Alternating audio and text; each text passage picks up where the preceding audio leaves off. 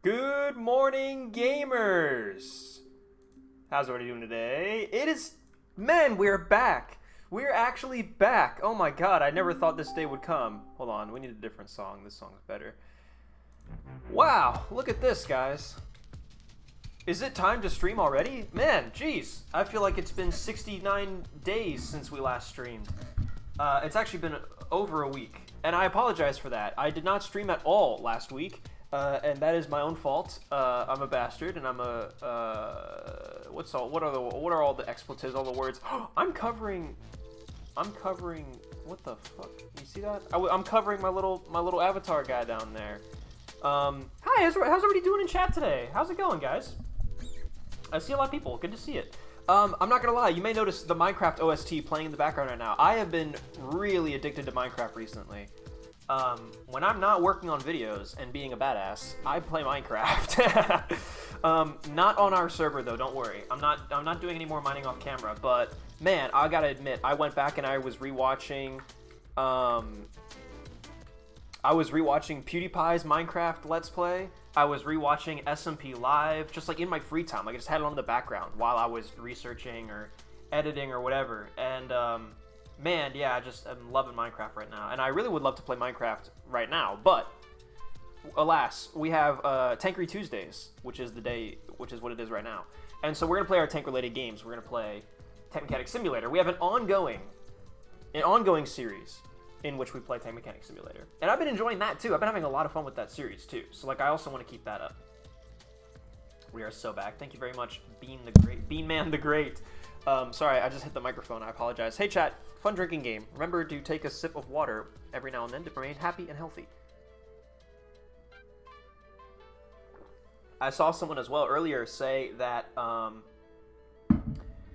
somebody said that, Doug is also streaming right now. Amazing streamer. Great guy. I love his content. But that they chose, quote, the better stream, which, hey, I mean, you know what? I will take that. I'll take that compliment.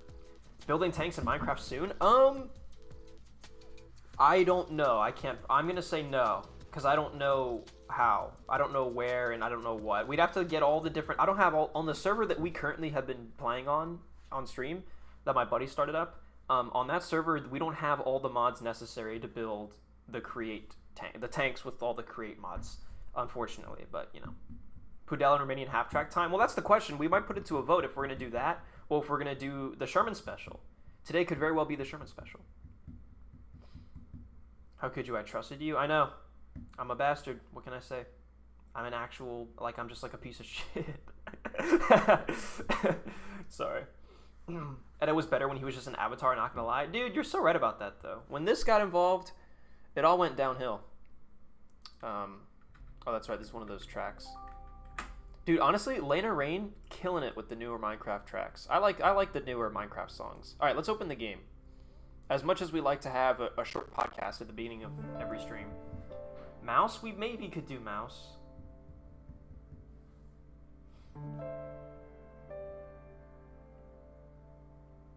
You should make a video that just combines all of the streams about Tank Mechanic Simulator. I don't care that it would be super long. I bet some people would watch all of it. It would be kind of funny. I do have planned... Oop, I did not mean to pause the... That was not supposed to happen. I do have planned a... Actually, I haven't finished. It's going to upload eventually, very soon. A best of Eta320 live, and that video is like 2 hours long.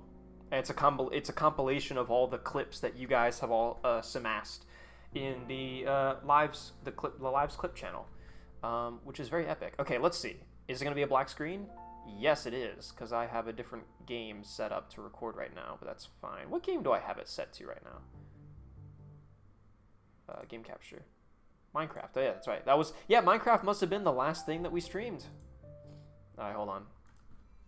Boom! We're back. Tank Mechanic Simulator, everyone's favorite game. There's a 7-hour video about Resident Evil lore. Long videos are great. Yeah, I mean, I've always struggled with whether my videos should be long or short, but Swedish mouse? What the fuck? No. I don't think those exist. I don't think we're gonna do the mouse. The mouse is gonna be a long ways away. Oh yeah, I've got all my stuff. I've moved everything because of the Minecraft stream. I think this is where we would have our stuff normally when playing this game.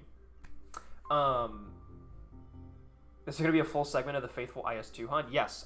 So what I plan to do is I legit, like, this series has been great. I legit would like to take this series and cut it up into multiple episodes to post onto the main channel. And of course, yeah, there'd be an entire episode dedicated to the hunt for the IS-2, the infamous hunt for the IS-2. A German movie U.S. half track. That's an interesting idea, Striker.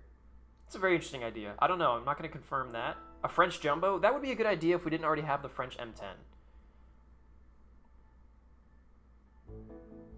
Oh yes, Etta, how was it in the Sherman? Yeah, okay, yeah. I mean, I guess we can talk about the newest video that released that is performing mediocre, but it's okay. It is me getting inside of a Sherman, as you guys know. Yeah, that was freaking amazing. I was so hyped to finally get that video like out into the public because I had been working on that video for a while. I've got so much footage, even still. I've got some footage that I was not allowed to post, sadly, but it was amazing. Like, getting inside of a Sherman was just such a, I mean, this sounds so gay and cliche, but it was such a magical experience. It was so, like, boom. Like, it just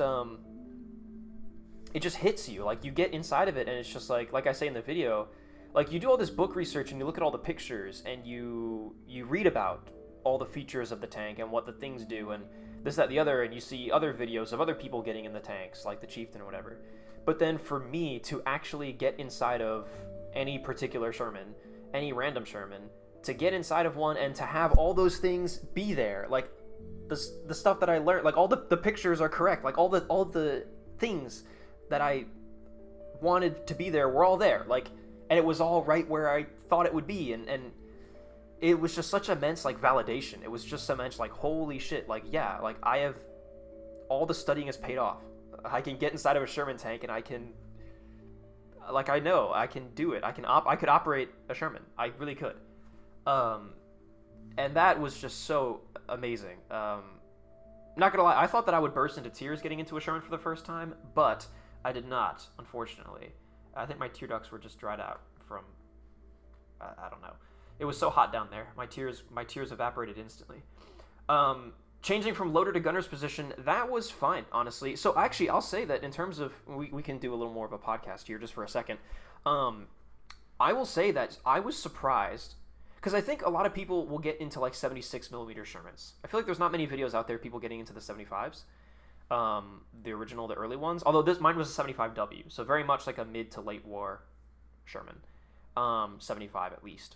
But anyways, I was surprised at how cramped the commander's position was, because the Sherman is obviously so ubiquitous for like great ergonomics. It's roomy. It's an American tank, right? It's roomy. Like we that's what we all praise the Sherman for, is being so roomy and ergonomic. But I'll admit that particularly the commander, I felt, even without a gunner sitting in front of me, the commander's position was actually cramped. Like, your shoulders, like, I was squeezed in, and the radio was like, literally, I wasn't kidding, the radio, like, my back would be touching the radio. Like, the radio is right behind you, the bustle's right there, and again, the gunner is literally between your legs. Like, if the gunner leans back anymore, his head is in your lap.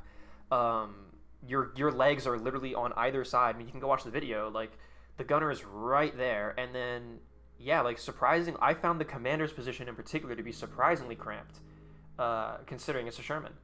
Now, that being said, I understand that most commanders would probably have folded the seat out of the way, and they would be standing in the turret. Example, Brad Pitt and Fury. Or just in general. And I could imagine that being a lot more comfortable. But, yeah, I was surprised by that. And I can't imagine also, the gunner's position I found comfortable. The gunner's position was great, and it was fine. But,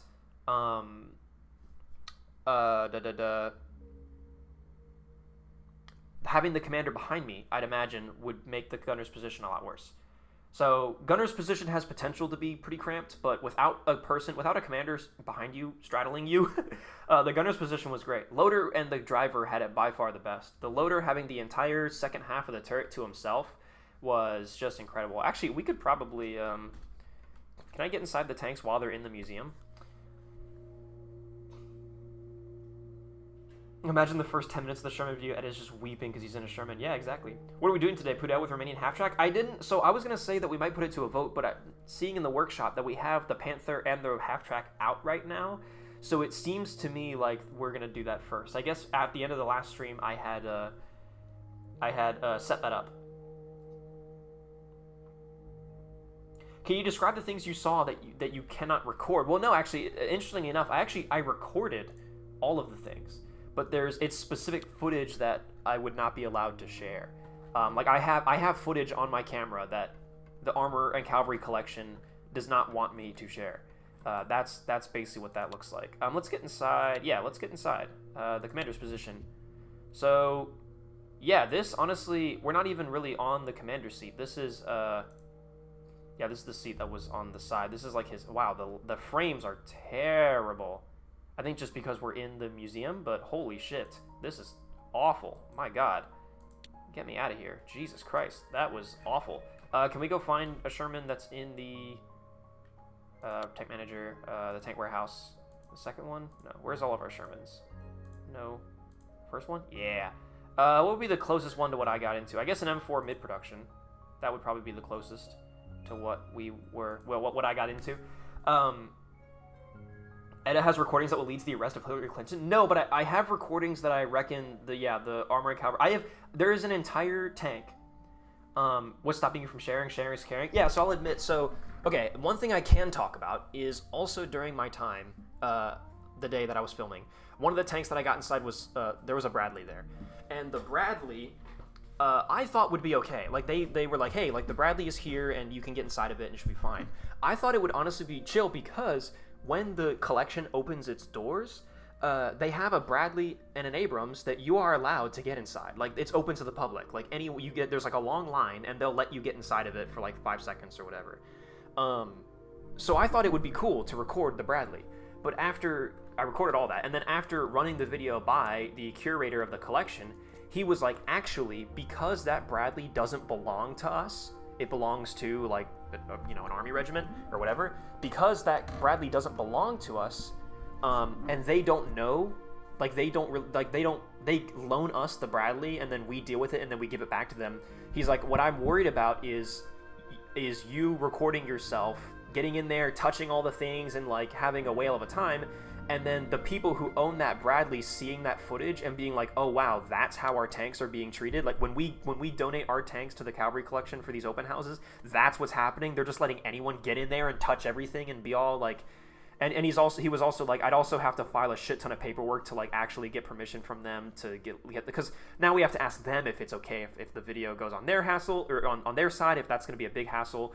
So it was just like a paperwork thing. It was like, it's just going to be, it's all just legal shenanigans. Yeah, pretty much. It's all just like permissions stuff. So the Bradley, which is interesting because the Bradley, I thought the Bradley was going to be the one tank that, again, like they would let me share. But yeah, so I had to cut out, there was an entire segment of me climbing around inside of a Bradley that they said they said I could not post.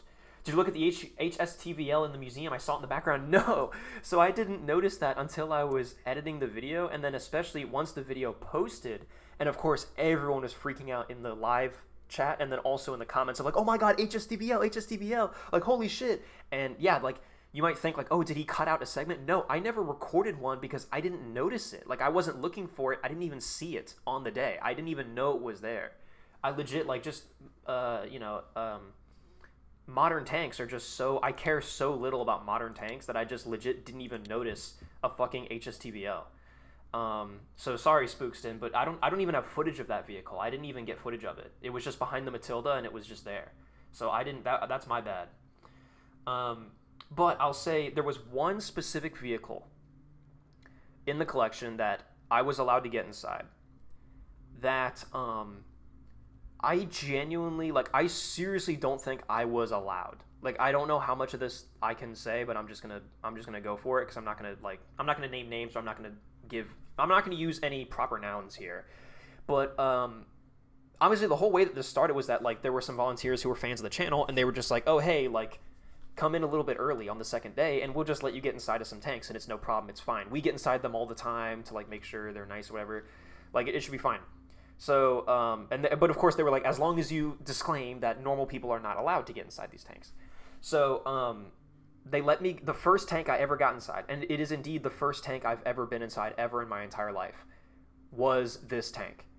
And they let me get inside of it, and I filmed the whole thing. I filmed myself getting in. I filmed like a little inside the chieftain's hatch. Like, it's legit. Like, on its own, it would be like a 20-minute video, 25-minute video of me climbing around inside this vehicle and talking about it, and just being so in awe that I was allowed to get inside of it.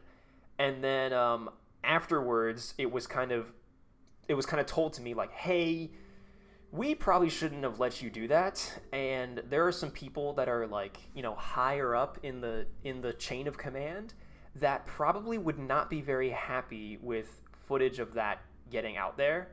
And so, like, please just don't ever tell anyone that we let you do this, and like, don't ever, like, this cannot see the light of day. And I was like, whoa. So yeah, so I am very privileged. Like, knowing what tank it is, I believe that, I understand that, because this is like a holy shit, like, really, they let me get inside this tank. So yeah, it was pretty fucking incredible, the experience. But it was the Chieftain, right? Yeah, Chieftain, yeah, definitely. No, I'm not gonna say what tank it was or wasn't. I guess I'll say it wasn't the Chieftain, but it was a pretty amazing tank. I just stop talking about all the cool shit right now. You're making not do my job. I know, I'm sorry, guys. Is it the War Thunder thing? Oh, the fuck is the HSTVL? Yeah, I mean, it is in War Thunder. But anyways, no, I'm not going to say exactly what tank it was. Anyway, so inside the Sherman, I know this is like currently, like a, you know, half-built Sherman, but yeah, I would definitely say, maybe it's because my FOV is so extended out, but I mean, they got the layout pretty much right, except, yeah, I didn't have the ready rack in mine, because mine was a wet ammo that I got into. But, yeah, honestly, this is pretty useless, because there's just nothing in here. But anyway, yeah, I got inside of a Sherman, and it was freaking incredible, and it was amazing. And I got inside of Bradley, and it was really, really cool. And I got to peek over into a Hellcat, which was pretty cool. And then I got inside of another tank that is, like, literally like a bucket list item. Like, it was crazy that they let me do it. Anyway, but let's continue with the series. How long have we been streaming? 20 minutes or something like that? Yeah, 20 minutes on the dot, and I haven't even started. They let you in the Bob Simple? Yep, it was the Bob Simple. This is between us and the live stream. Everyone no. In what weight scale and nation was the mystery tank? I can't give any. I'm not going to give any more details into. I've already gone too far. I'm new to this channel. Like your content. Thanks, Ducks Racing. Appreciate you being here. I really appreciate you joining the streams. It's always so satisfying to me when people watch the main channel and then they go check out the live streams. Very cool. Anyway, this is music is not energy enough. You know, I'm gonna play the one that we played. I'm gonna play the one that we played in the intro because I really like this song. I had this song like on repeat. I went shooting with my buddies and I was cleaning my guns. And while I was cleaning my guns, I just had this track like on repeat. It was so fucking cool. Anyway, so where are we currently with our tank museum? We made a lot of progress. I think last stream especially, we got some pretty cool restorations done. So I'll talk about exactly what we have currently, which is at the beginning, obviously, our French M10, pretty awesome. French 2nd DB M10 tank destroyer. In case for those of you who don't know, we kind of have a theme going through this series of we'll take a tank, but then we will do like minor nation or like alternate uses of said tank. So like an M10, but in use by the French. Like that's the theme we go for here. This is a Hellcat, but this is an American Hellcat. As you can see, it's the American tank destroyer logo. This is an American Hellcat, but it is Italian. Like it's decked out like for combat in Italy. So American service, but being used in Italy. And I thought that was close enough. This is one of the few exceptions. This is just straight up an American Calliope. So this is pretty cool. I'm very happy with this. It's one of the first tanks we ever had in the museum. This is the Girls in Panzer 4. We're going to push this out of the museum at some point when we find something else to put here. But for now, I still wanted it to be in the collection. We have an Australian Churchill AVRE. This is pretty fucking cool. I think this one came out really, really good. I like it a lot, especially with all the logos and things. Yeah, I think it's awesome. This was a tank that was on our wish list for a very long time, and I'm happy that we got it done. and it looks fantastic. We have a Spanish BT7. This one came out really well. The paint job is a bit anachronistic in that the stripes should be red, yellow, and purple. And then also, I don't believe the tanks were repainted any sort of like brown or tan or anything like that. I think they were left to green. But this just looks really good. Like, I just like this a lot. It just looks great. There is a Finnish Sturmgeschütz. This is also a really cool tank. I'm very proud of this one. I think it came out really, really well. We have a Hungarian Tiger, which is pretty awesome. This was like the first one that we did. That was kind of like a, you know, a minor nation version of a very popular and widely known tank. We have a Soviet KV-2 and a Soviet IS-2. So it seems like, for me, like the theme I've been doing so far is with Soviet tanks, although I guess the BT is an exception. I was going to say, so far with these two tanks, I've actually kept them as Soviet. I really wanted to do a much more elaborate paint job with the IS-2, but just this game is, the paint job, the painting in this game sucks so bad and is so frustrating. Can you do the Panzer II? Actually, that's actually the one tank we still don't have, to be quite honest. Is the fundraising bits included in the video? What do you mean by that, Striker? They made a line you cannot cross. Snort that line and just tell us. No, guys, I can't. This is, I have so much respect and love and adoration for the Cavalry Collection. And one of the biggest reasons why they, like, want me and people to be very, like, hush-hush about things and leave disclaimers is because, like, they don't want to be, like, harassed. And they don't want to be, like, people being like, well, Eta was allowed to get inside this tank. Why can't I? And, like, da-da-da-da-da-da. Especially since, from what I heard, actually, a little bit of gossip down the grapevine. From what I had heard, the open house that I went to was the one at the end of April, when I recorded all that stuff. And from what I had heard, prior to that open house, there was somebody, a tank YouTuber, somebody who had emailed the Cavalry Collection beforehand and was like making all these outrageous demands of like, I'd like to come in early and I'd like full access to the entire collection. I'd like to be able to get inside any tank that I want. Like, I want to come in like a day before the open house and I want to get inside every single tank that I like, any tank of my choosing, and I want to like have full reign of the place so I can like do a bunch of content stuff. And the Cavalry Museum was obviously, they were like, no, like what? Like, you can't just do that. So yeah, it was a bit awkward. So they just don't want, they don't want stuff like that happening where people suddenly start, asking to do stuff. And even like part of the things they were worried about did come true, where I remember watching in the comments where when we were out there in the back area and I was sticking the camera down into like a lot of the tanks, like for instance, the Matilda, and there was like trash, there was like McDonald's cups and stuff, trash inside of the Matilda. And there was somebody who left a comment along the lines of like, I can't believe like the curator cares so little like to leave trash in the tank. This is so disrespectful. Like, these things are all rusting out there and like blah, blah, blah. This is so awful. And that's like the exact thing that they want to avoid. That people leaving comments like that are the exact reasons why they don't let people go back there and film stuff usually. It's because it attracts that attention and people go, damn, all these tanks are rusting. What you have to understand is that the Cavalry Collection is government funded. Like, it's a military base. It's a government subsidized thing. Like, they don't have infinite money to restore every single tank all the time, every day. In fact, the volunteers had expressed to me that they were having a lot of difficulty trying to get approval. They wanted to restore a Panther, but the higher ups kept saying no to getting them a Panther engine because in previous times they had broken two Panther engines prior, and those things don't grow on trees. And so it's just become a thing where like just the money and the time and the getting approval through all the different channels, they do restore tanks. Like, they do great work, and I know the curator, like I talked to the curator, and he is a very passionate guy and definitely cares about the stuff out there. But it's just, yeah, like they don't have the facilities to hold everything indoors yet. And they have stuff in the queue to be restored, but it's a queue, they have to go one at a time or two at a time, whatever. They only have so much resources. So, yeah, it's just, they're worried about stuff being shown on the internet like that. And they're worried about YouTubers like me going into a back area and showing all this stuff. And then they're worried about people being like, well, why can't I go back there? Eta320 was allowed back there. And, this tank has rust on it. How dare you take such poor care of these historic vehicles? And it's like, they just don't want that negative publicity. Like, they just don't want people to yell at them for that stuff. And yeah, I mean, the internet can be a mob very, very easily. And I totally understand I totally understand that. And I wish to respect that. So yeah, if they tell me I can't talk about something, I'm not going to talk about it.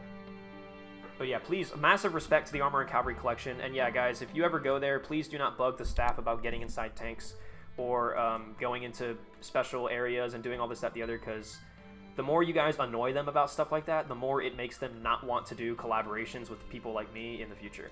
So let's all respect them. You should make the mouse Polish because Poland is a minor nation. Yeah, but Poland never had the mouse. We're trying to make them realistic. Like, the Finnish actually used the Stug, you know? Things like that. Why do some Stug streets have the rounded mantlet? It was called the pig nose mantlet, and it was like increased protection. Whoa! We got a donation! Thank you so much. Oh man, did it read out the text to speech? Oh no, you didn't have a message with it. Kenshi, thank you so much for the $1 in chat. I really appreciate it, man. Yeah, I guess I should use that chance to call out. We haven't done anything, guys. We've been streaming for half an hour. We haven't even done anything on a tank. I should call out, yeah, down below, you see that donation bar. We have a donation goal. If you donate to the stream, your money will go directly towards a fund that I made to purchase ammunition and camping supplies to go film a really epic and big and extravagant gun video where I take all my guns, all 4 of them. I've got 1 here, but I've got 3 more off camera. You can't see them. And we're gonna go shoot them Grand Thumb style, like slow-mo out in the mountains of West Virginia, and just run those guns hard and just talk about them, and then, you know, like shoot them, get some cool slow-mo footage of it, and, you know, all that, and then sit it down on a bench and be like, do we like this gun? What do we like about it? What do we not like about it? And it's gonna be so much fun. I'm so excited for that video. Yeah, pig nose mantlet. It was done because the square mantlets, you're creating too much flat angles for shells to hit. So pig nose mantlet's a casted, rounded piece, better chance for stuff to like deflect and all that. So I really want to answer, because you guys are asking a lot of good tank questions in the chat, and I want to make sure I get around to answering a lot of it. Do you know the STRV 103? Of course I do, the S-Tank. Of course I do. I mentioned it in my first video on the... actually, I mentioned it in my part 1 of the most recent visit to Fort Moore, but then also in the video I made last year on Fort Moore, I directly saw one and like got to like touch it and like say hi to it, and it was cute. Ed should take us to the cavalry collection like it's a school trip. We'll all hold hands and everything. We can look around. Dude, I would love so much for me to be able to team up with the cavalry collection and be like a tour guide. Like, people can sign up for my tour and I will walk them around the collection and go tank by tank and like explain them the history. I would love it. Did you get to drive the HSTVL? Yes. Yeah, that's what it is that I can't talk about. I got to drive the HSTVL. Government subsidiaries are never great, and if it's with 80-plus-year-old tanks, it's tough. It is tough. What I do like, though, is that at least they got them away from Aberdeen Proving Grounds. For as much as people might, like, you know, not like what the cavalry collection is like, oh, they're all sitting in the back and they're rusting away, like, you know, this sucks. They definitely take a lot better care of them than fucking Aberdeen Proving Ground did. Aberdeen Proving Ground would have scrapped a lot of that stuff. And a lot of that stuff used to be at Aberdeen Proving Ground and has now been, like, most of the really, really rare tanks that I saw, especially in the back area. The reason why they're all sitting out there is because they were all pretty recently acquired from the Aberdeen Proving Ground collection. And so, like, they're all, like, pretty new arrivals. And so it's just like, yeah, like, we don't have space for any of these. They kind of, you know, just got here a couple, you know, 5 years ago or whatever. So, you know, they're sitting out there. So, and I think that's good. I would rather have them all be in one place with the cavalry collection. I trust the cavalry collection a lot more than I do Aberdeen Proving Ground.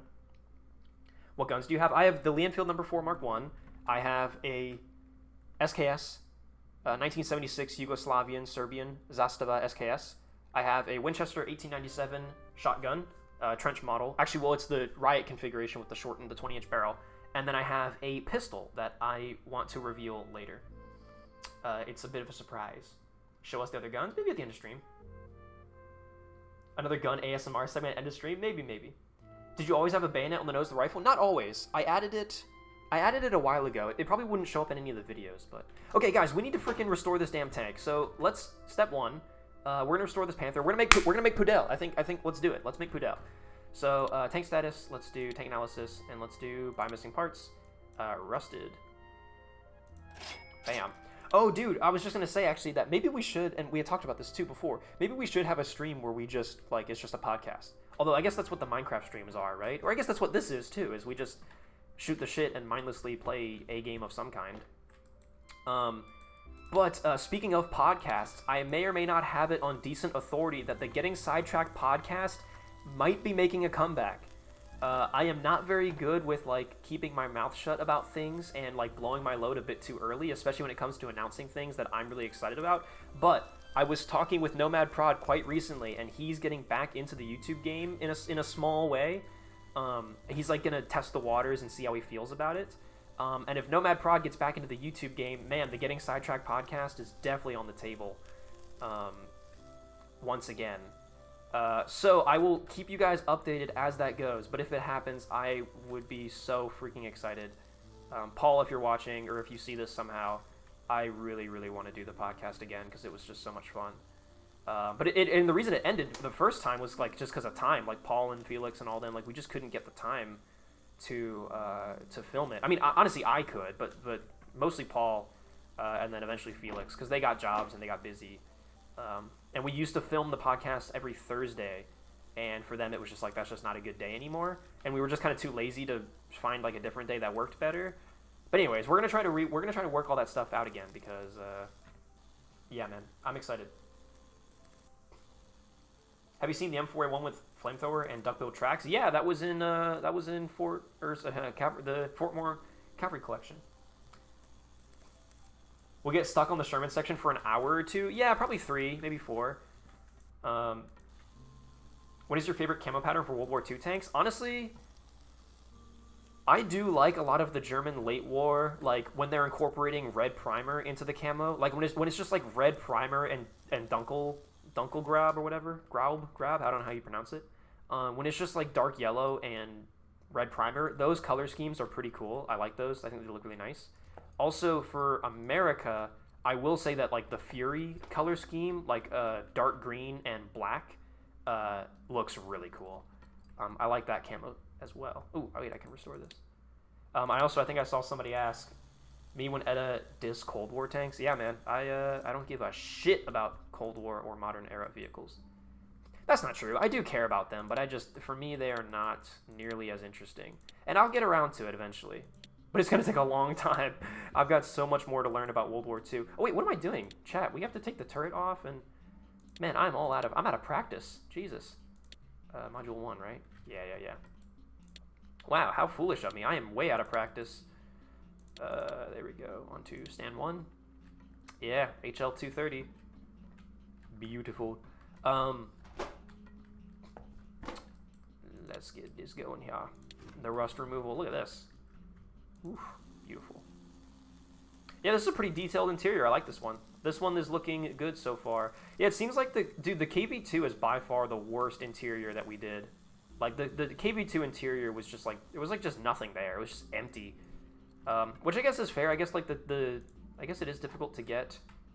Yeah, I'm actually gonna take this stuff off because I want to get access.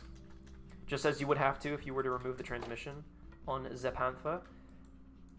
Yeah, the KV2 in this game definitely strikes me as like by far having the least attention paid to it, and like it's the least developed model.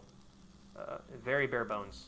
And yeah, I guess it makes sense because the KV2, like there's not that much out there of the KV2's interior, is there?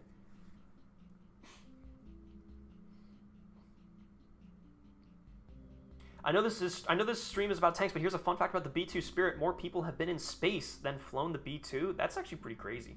Yeah, I know nothing about planes. Dolphin Panther? That would be interesting, but we've already got a French variant of a popular tank. I don't think we have any Polish. We don't have anything Polish in the collection currently, do we? We've got the Spanish BT. We've got the Finnish Stug, the Hungarian Tiger. Yeah, we have nothing Polish in the collection so far, so this would be great. Polish. I think Pudel just makes perfect sense. You should go to the museum in Zion, Illinois. They do tank and helicopter rides. Ooh, tank rides. Is there any way to set of the ammo? Yes, you can restock the ammo bins and put like whatever you want in there.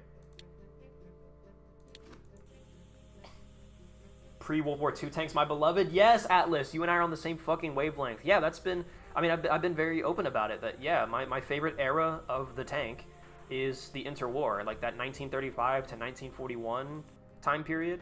I love that so much. That is easily my favorite era of the tank, and even like further backwards. Like I almost like.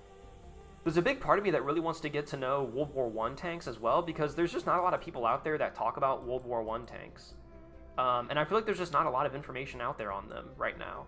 And I feel like that could be a really cool niche that I could fill. Talking about World War I tanks. Or at least, you know, being like one of the few people that knows a lot about them. But yeah, I love interwar. That is definitely my favorite era of the tank. And then yeah, late World War II, I'm not very interested. There's some cool stuff, but like not super interested in it. And then Cold War, I think for me, like the Vietnam era, just in general, and this, I'm gonna get so much hate for this because so many people love this, but the aesthetic of the Vietnam era, I do not like. Like that, like 80s, I mean, Vietnam was 70s, I'm sorry. 70s, 80s, even 60s, like, I don't know, man.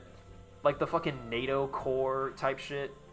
I don't like that. It's not very pleasing to me. I don't like it. I don't know what it is.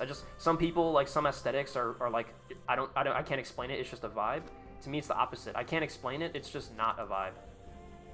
I don't really care for it. It's like the Pattons, the M41 Walker Bulldogs. The uniforms were so ugly back then, too. Like, the Vietnam era uniforms do not look, I don't like the look of them at all. They look very ugly. The M14 is not a very good-looking gun. The M16 is a exception.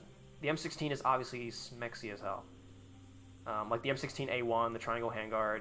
Yeah, that shit's great. That shit's awesome. But, yeah, tanks and otherwise, not a big fan of them. I just don't like it.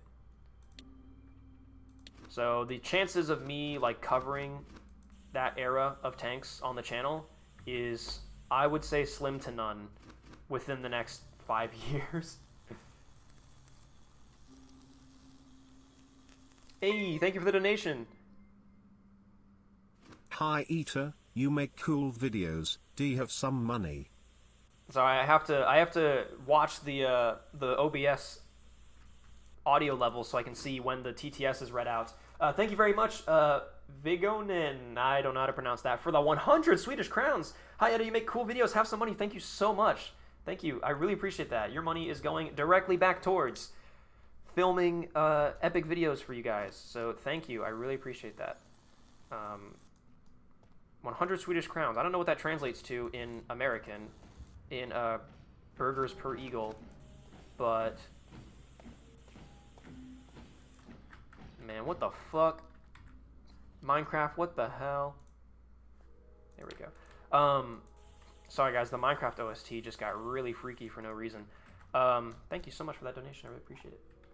I hate any gun with a carry handle besides the G36. Whoa, I don't know about that, man. I think the carry handle on the M4 is a pretty good aesthetic. Damn, alright, maybe I'm not as controversial as I thought. You don't like the M41 Bulldog? Not particularly. It's not that, like, aesthetically pleasing to me.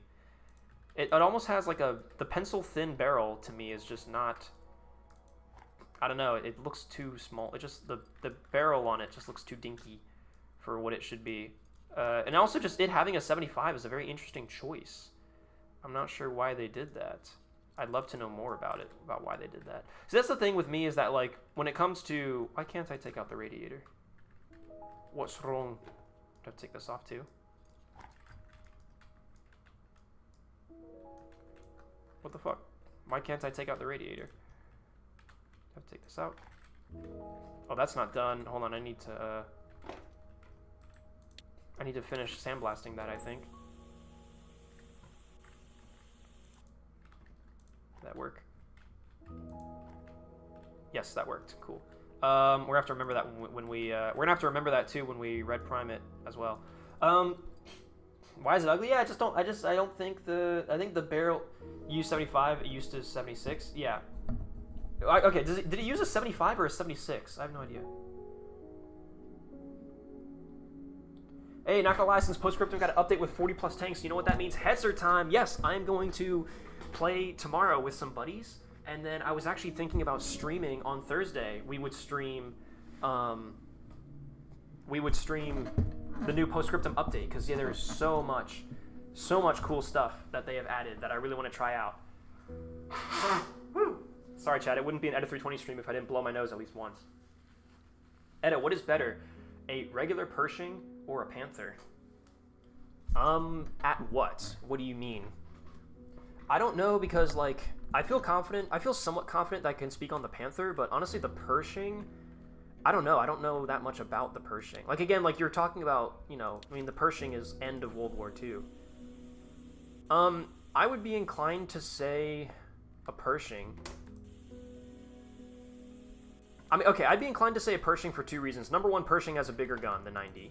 And you could argue that the Panther 75 was the high-velocity gun. It was very, very good. It may have a higher pen than the Panther's gun, than the Pershing's gun. At that point, I don't know. I don't have the tables in front of me of which gun was better, the Pershing or the Panther.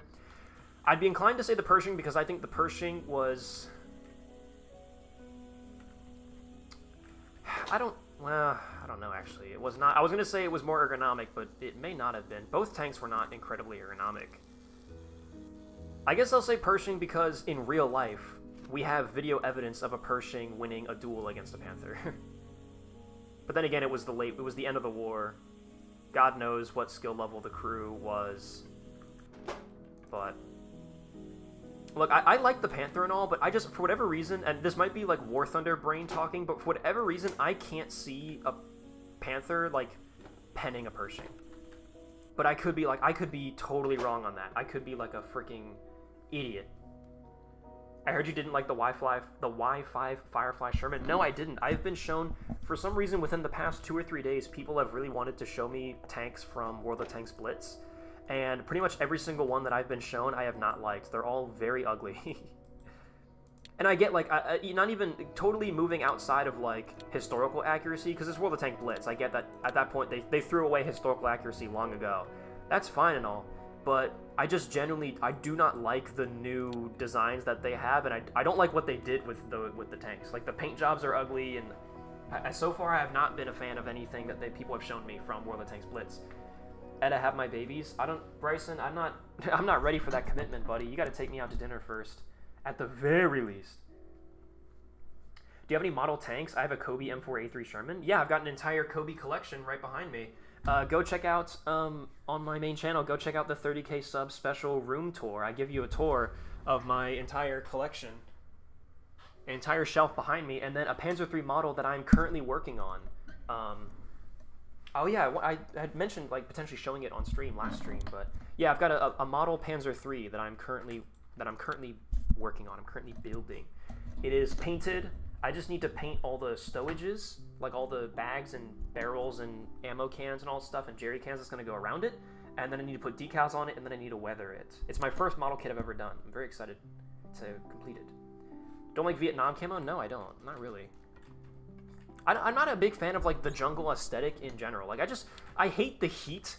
I hate when things are, like, hot and moist and wet, and just the jungle is it's just rain and heat and mud and sweat, and it's just disgusting. I hate, like, the jungle aesthetic. So, like, Vietnam, if I would be drafted to fight into any war, I would hate to fight in the Vietnam War, because I would be miserable the entire time. I would fucking hate everything and everyone. Now, if I was sent to, like, you know, if I got drafted today and sent to Ukraine, okay, cool, it snows every now and then. That's fucking awesome. I love the cold. I love green. Well, I guess, you know, jungles and stuff have green as well, but you know what I mean, you know? Whereas, yeah, I hate, like, the jungle aesthetic. I hate it so much. I do not like jungles. I do not like rainforests. I do not like it. You haven't played the damn game? I know I haven't played the damn game, but the tanks that you've shown me, I'm not saying that the game isn't good, but the tanks that you've shown me have all been very ugly, and I don't like them. Do you have a favorite plane? Not really. I think the closest I've ever gotten is the SR-71 Blackbird. There was one YouTube rabbit hole I went down where I was just, like, watching all these videos on the SR-71 Blackbird, and I was like, damn, this fucking plane is sick as hell. Like, it goes so freaking fast, and, like, it leaks fuel constantly because it goes so fast or something like that. So, like, that's pretty freaking cool. So yeah, I thought the SR-71 Blackbird was pretty awesome. Also, I've seen it in real life because it's here in the... when I was a kid, my parents took us to the Smithsonian Air and Space Museum, and so I saw the SR-71 Blackbird in real life. And so I could see that and be like, that's a fucking cool plane. What do you think of the T-34 movie? I've seen it. It's a lot of fun. It's good. It's a good movie. I like it. It's obviously not like historically accurate at all or realistic in many ways. However, the CGI is really well done for like all the tank shells and everything. The opening battle of like the guys when they're in the T-34 76 and they're fighting in like that cramped like town against the dude in the Panzer III, that was a really cool fight sequence because it really got like it really showed you just how fucking awful tank combat is. Like they did a good job representing what happens inside the tank when a shell hits and like the whole tank rings like a bell, and it had like good tension. I liked the fight sequence at the very beginning, but then as the movie goes, it just gets crazier and crazier, which is fine. I don't, if Fury's the same way, like I don't care. I was so upset. Look, I love military history visualized. I really do. I watch his videos a lot. Like I think he's a great source on German stuff and this, that, and the other. I love it. He's great. But I saw his video on Fury, and he was like, I couldn't get 30 minutes, like, I was, or what did he say, like 30, 45 minutes in? He's like, I gave up watching 45 minutes in. It was so unrealistic. The combat made no sense, da-da-da-da. And it's like, it's a movie. Like, come on, guys. Like, you're gonna give up on it because it's not, like, realistic? Like, seriously? And, like, his video is great. Like, breaking down why the tactics and everything were so shit.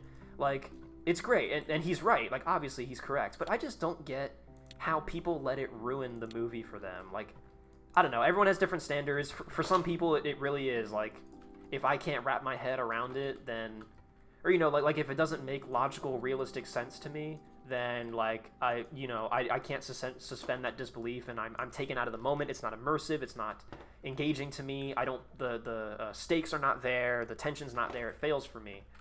And some people are like that. And honestly, like, more power to you. That's none of my business. But for me personally, like, I'm so, like, you're watching a movie. Like, you can't go into it expecting anything to be realistic. Like, it's Hollywood. Like, you can't go into it with that expectation. I go into movies just being prepared for whatever, the director is going to show me. Like, you have to remember, like, movies are ultimately, like, a creative vision of some director, Like this is somebody who, again, has a creative vision, and this is something that they're, showing the world. Like, it's art. Like, it's expressive or whatever, it's supposed to be, at least. Like, a movie is supposed to be people exercising storytelling and cinematography and all the different art forms that go into making movies. It's a lot of people working together to create something pretty cool. And yeah, a lot of times you're going to lose historical accuracy or realism in the pursuit of that. But I mean, I don't know why that has to be like a deal or no deal, like a deal breaker. I don't know. For me, I have no problems with it. Like, same thing with like Girls in Panzer as well, where it's just like, yeah, none of it makes any sense and it's not realistic at all. But hopefully, at least, it makes sense within its world and within the story that it's telling. And yeah, this may not have been what would happen in real life, but in the world that is being presented to us and in the rules that have been established for this world, as long as it makes sense in that regard, then you can suspend your disbelief and it's believable, and you can be immersed in it, and you can say, all right, like this is where it's going. This is just what's happening. And then that makes it even better when you get surprised in all the small instances when it does get things right. Like, I love Fury. I really do. I think it's a great movie. So many people like trash on it, like it's the worst tank movie ever, and like people really hate Fury. I understand why they don't like it, but I personally cannot relate or empathize with that. Like, to me, it doesn't click for me. I just don't get it. I love Fury. It's such a cool movie.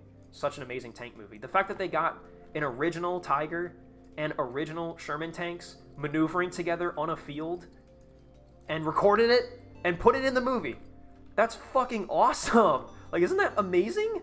Like, Tiger 131, a real, actual World War II German tank that functions, drives, and everything. And they got it to do maneuvers with real Sherman tanks. And they put it on the big screen for all of us to enjoy. That's fucking cool. That's worth the price of admission for me, as somebody who loves tanks unequivocally. That's amazing. But, meh. Why did they charge? And meh. Why did this happen? Why did that happen? I get it. I understand. But at the same time, I don't, you know? So anyway, yeah, T-34, Fury, Girls in Panzer, they all fall into the same category for me, where it's like, I don't even know why you went in expecting it to be realistic. Like, if you want historical accuracy, go onto r/combat footage, dude. That's basically it. Just outsource repairs. Oh, that's a good point. You're right. That's usually what I was doing. Thank you. I was going on autopilot there for a minute. Select all, because this is still cheaper than buying them wholesale, all restored and everything. Realism. I mean, yeah, like, I get it, and I get that there are some movies that, like, realism helps a lot. And I had a conversation with somebody else too, where they were like, but for me, like, the reason, for me, guys, my dementia just hit hard. What the fuck was I just talking about? I got so distracted. I was trying to scroll up and reread chat, but, yeah, why would you go in expecting realism? That's it. It's a movie, just don't even bother. And then that way you're surprised when it is realistic, at least somewhat.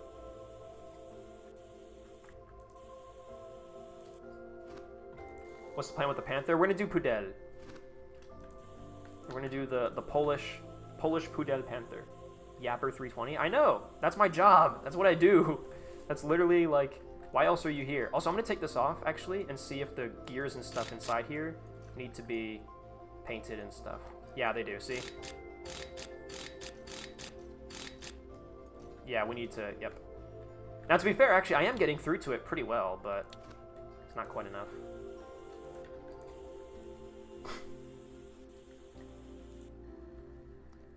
Have you seen the movie The Beast? Yeah, The Beast is one of my favorite tank movies as well. Like, The Beast and Fury are, like, almost tied. Like, they're both really good tank movies, yes. I love The Beast. Actually, I love The Beast so much that I bought it on... Actually, like, I purchased it on YouTube. I spent $14 and purchased it on YouTube so I could watch it on YouTube whenever I wanted. So I have that movie. It's actually one of the only times I've ever, like, bought a movie. Not even, like, rented, but, like, bought. So yeah, I love The Beast. Great movie. Could you play Zelda next? Probably not. I don't have the facilities to play Zelda. I do not have a Nintendo Switch that I can just borrow. Or is this Zelda? Oh, Zelda music! We can play that, yeah, coming up, but right now, this is the Minecraft OST, and I'm liking it a lot. It's very vibey. I should download a lot of this music and use it in, like, videos and things. Although, I don't know where I would use it, to be quite honest.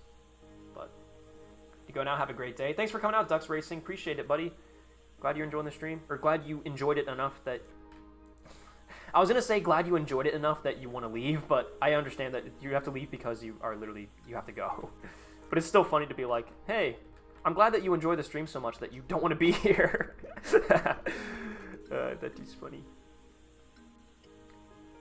Historically accurate tank movie would not be that interesting, probably. I mean, again, like, if you want accuracy, like, go watch combat footage. Like, seriously. Now, at the same time, I understand the argument, like, that there is a middle ground. Like, I'm playing two extremes here, where I'm saying, like, oh, if you want realism, go watch combat footage. When they would come back and they say, well, I don't want combat footage. I want a movie, and I want plot, and I want excitement, and I want tension, but I want it to be done realistically and believably and whatnot.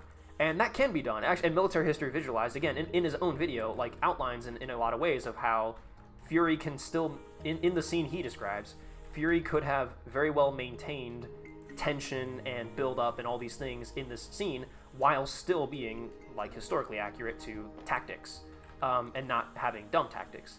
And that's true. Like, he is right. And I understand people who want that. But I think, unfortunately, we just don't live in that world. We live in a world where a majority of Hollywood stuff is not going to do that. And so you just kind of got to roll with those punches. And so some people will say, well, if no one fights the fight, then nothing will ever change. And you know what? That's true. And I'll say, though, that's your fight to fight. I personally am not that bothered by it. Yeah, this is a fucking tough... Like, I can't really get to this component. Like, this is difficult here. Paint gun.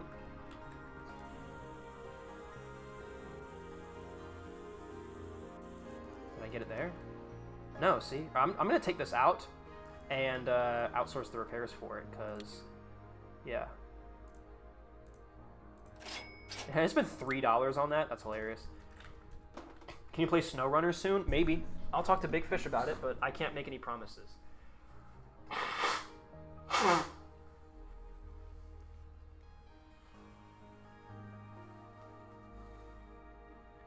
Out of that one scene in T-34 where they followed the shell through 2 tanks, now that's cinema. Yeah, man. I think also what I judge, I will judge the movie not just on the historical accuracy, but also, how good is it as a movie? Again, it's one of the reasons why, I really like Fury, because Fury, as a movie, is really well made. I'm not gonna lie. The director did a good job. The cinematography is good. The plot is interesting. The characters are well written. The actors do a smashing job. Fucking Shia LaBeouf, easily one of his best roles ever. Did I already mention the music? The music is incredible. The Fury soundtrack is actually really, really good.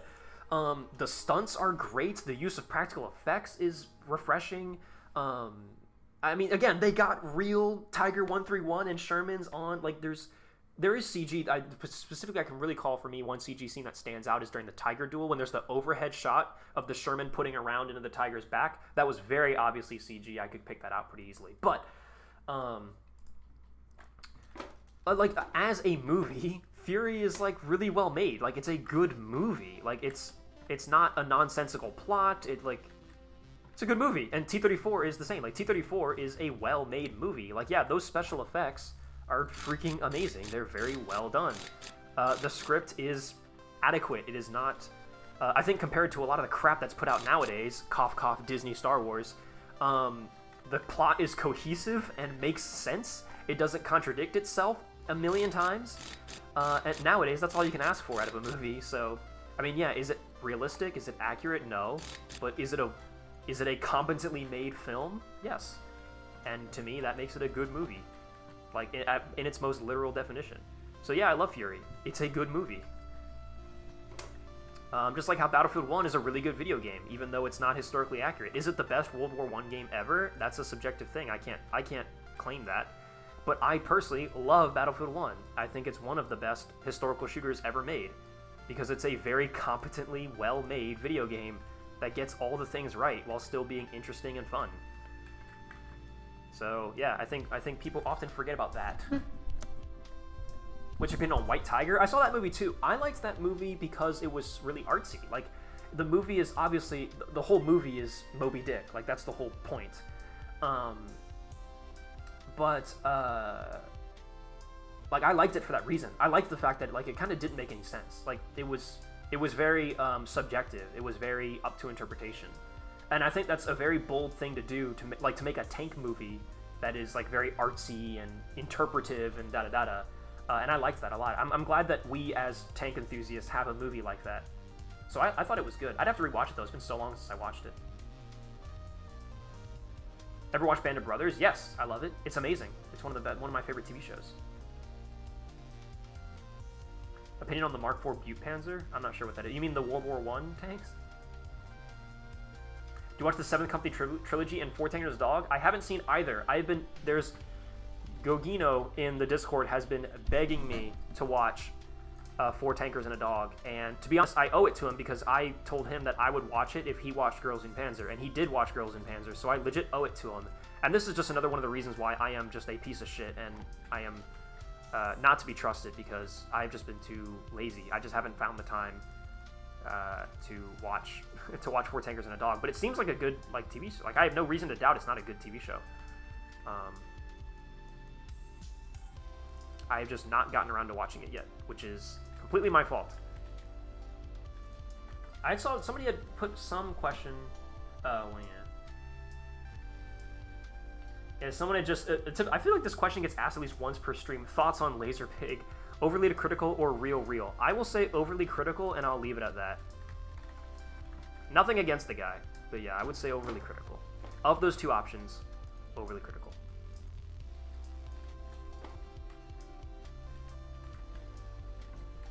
This is coming along nice. This is pretty quick.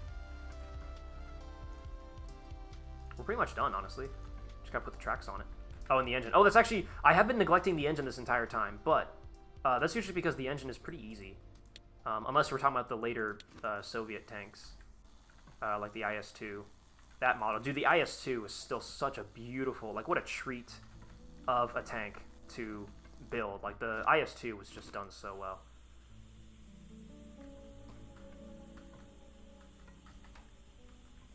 And would you watch a movie about the development of the Sherman? Fuck yeah, I would. There's a movie out there about the development of the Kalashnikov rifle. Like, I was watching a Brandon Herrera video about it. Or about, I don't, maybe, yeah, I think yeah, he was doing like a movie. It was a really old Brandon Herrera video. But yeah, he was doing a movie review of, like, as an AK fan, like, how much does this movie get right? And it's a movie about, like, Mikhail Kalashnikov and him making the AK. And dude, yes, I unironically think some kind of movie, or like a Ford versus Ferrari type thing, like some kind of movie following U.S. Army ordnance, people like Leslie McNair, people like Albert Kahn, people like William Knudsen, people like K.T. Keller, the group of people, and that's actually, I would love a movie about what I'm currently researching. For my M3 Lee video, the M3 Lee grant and the establishment of the American tank industry, I would love a movie where, like, the movie opens with, like, the fall of France, right?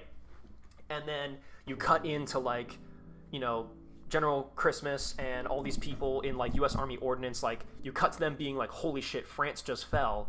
And then you cut to Churchill coming in, like, we need tanks, we just lost a shit ton of stuff over in Dunkirk, da-da-da-da. And then we follow U.S. Army Ordnance and William Knudsen and all these guys who then have to be, again, it's like a Ford versus Ferrari thing where it's like, shit, we need to, like, we gotta establish a tank industry. Like, we have no tank factories, like, we gotta go. And I would love a movie following that process and following them going to K.T. Keller and Chrysler and being like, let's build the Detroit tank arsenal. And then they build it, and then the steam locomotive that goes in there to heat up the place before the plant had been built. Initial production for the M3 Lee, a couple, like, scenes of them trialing, like, the M2 on like, in Aberdeen Proving Ground, stuff like that, and then moving from the M2 to the M3 to the M4. Like, I would love a movie about that. Like, again, like a Ford versus Ferrari type movie. The same way where, like, they get the car and they keep improving the car and they keep doing all this. By the way, I also loved Ford versus Ferrari. That was another movie that I really loved it, and then I went and did research on the historical accuracy of the movie afterwards, and apparently there were a lot of things that they got wrong, but I still really liked the movie, and I would still say it's a really good movie. But again, it's Hollywood. You should not go in expecting, you know, whatever. But anyway, yeah, I'd love, like, a Ford versus Ferrari type movie on the development of the M2, M3, and M4. Well, specifically the M3 and the M4, and the establishment of the American tank industry. So yes, I would love a movie like that. That would be pretty fucking awesome.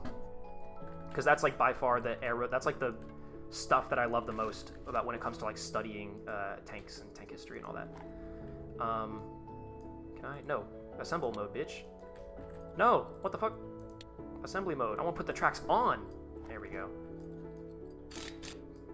Yeah, AK-47, watched it, was really good. Yeah, cool, okay. I never watched the movie, I just remember seeing, like, the Brandon Herrera movie on it. They should make another one about Eugene Stoner in the M16. That'd be cool. Oh no. Did any of you guys watch Wendigoon's video on the M16? It's so sad, bro. Look, we all make mistakes. I've released some videos that after release I was like, oh shit.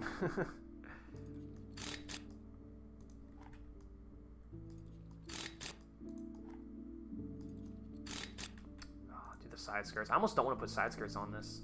I've said it before, but I love tanks that, like, typically have side skirts, but then they're not on there. That'd be fucking cool. All right, let's see. Are we like 100% done? Before I put this whole thing together, fuel system. God, there's always something with the fuel system. Oh shit. Oh well, yeah, the mud guards. Oh, the tow rope. Oh yeah, put that on there. I love the part of Kalashnikov when they adopt the rifle, but only, like, 3 soldiers are holding AK-47s, the rest have AKMs. I mean, yeah, but, like, again, I mean, you know, it's a, I mean, you know, that's a pretty rare rifle to get your hands on for a movie. Although, to be fair, I mean, like, it is a movie about the Kalashnikov. Like, if anyone should be able to get access to that, it should be them. Okay, hold on. Is the engine 100%? I want to put if the engine's 100%, I'll put the engine back in. Engine 100%. So, yeah, let's at least put the engine back in. Engine back into tank. Cool. And then analysis. The fuel system. There's always, dude, the fuel system, there's always some shit. Like, look at this, dude. Fuel hose A. Like, who the hell knows what the frick that is?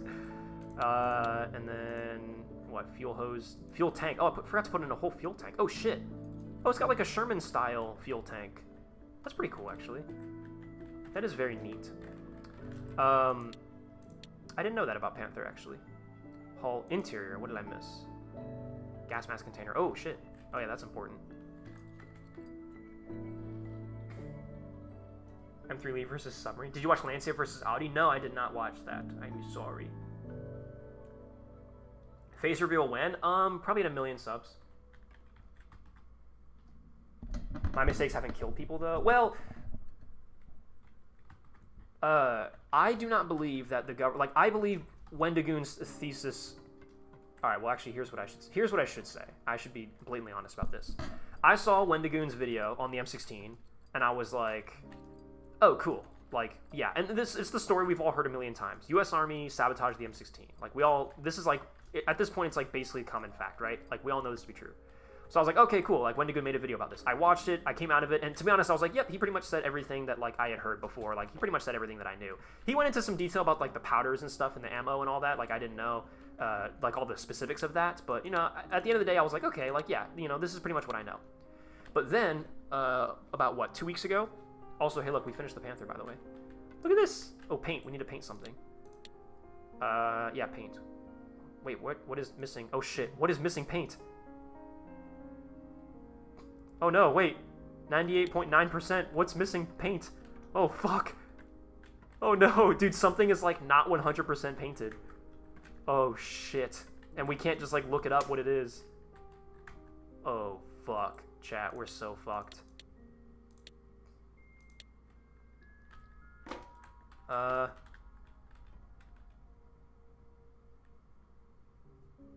Oh no. Oh no. Can I just do the paint gun and just go around? Just start like blasting. So anyway, I started blasting. Open all the panels? Yeah, I mean, I might have to, dude. This might be everything.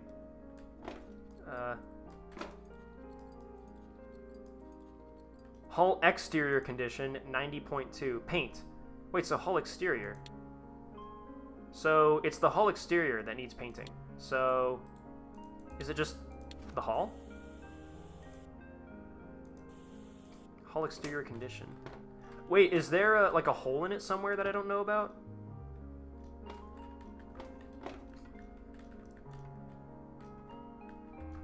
Was there like something I needed to weld up and a hole that I didn't see?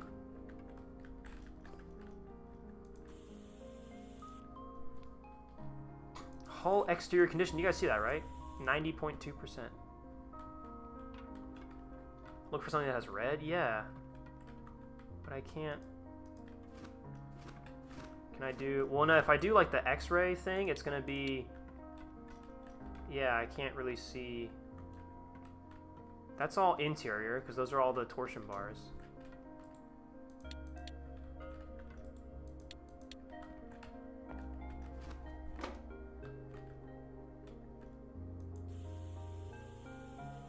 Oh, engine hatch? Is that it? No, because it... What? You see how it's like there's like that little red bar finished? Ed, I beg of you, press E. Oh, I see.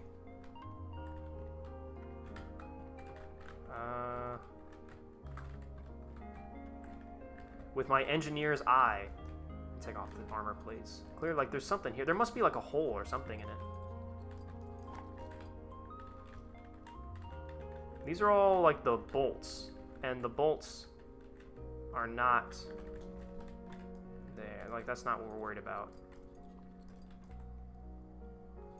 Dude, I'm not gonna be able to live. Oh, it must be on the turret, maybe. We're not looking in the right place. Ooh, there's that.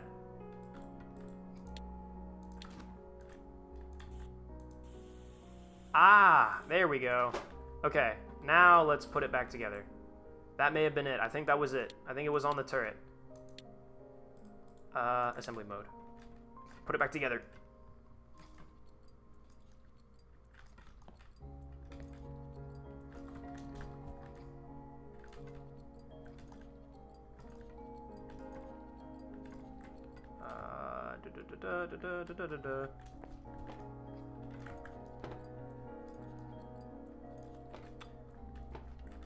Fuck yeah. Okay, cool. Are we at now? No, whole exterior condition, it's still 90. Fuck, that's 99.3. What the fuck? Oh, because I haven't put the, okay. There we go. Wait, no, not yet. Oh fuck, it's still 99.3 paint, whole exterior. What the fuck? What else is there? Is this on the turret again? Something that I missed? Dude, what? What is it? Oh, it's the freaking torsion bars. Oh my gosh, dude. Oh my freaking glob. Yeah, I would have never known that. Okay. Now, we are 100% across the board. Put the turret on there. Bada bing, bada boom. Look at this. Boom! Oh my god, we fucking did it. Of course, there's a hole in the hull. It's for the turret. Of course, there's a hole in the hull. It's for the bow machine gun. We got it, guys. Fuel caps. Fuel caps was a good guess, but Pudel has no skirts. We can take the skirts off once we paint it. You should tack all of the side skirts except the front two on both sides. That would be kind of cool. Well, I think, yeah, we got to look at historical photos of Pudel, but first we should paint it. So, and also actually first I'm going to look up historical photos of Pudel Panther tank.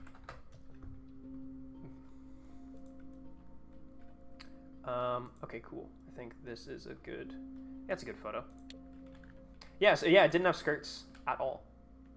Cool. It didn't have Zimrit or anything, did it?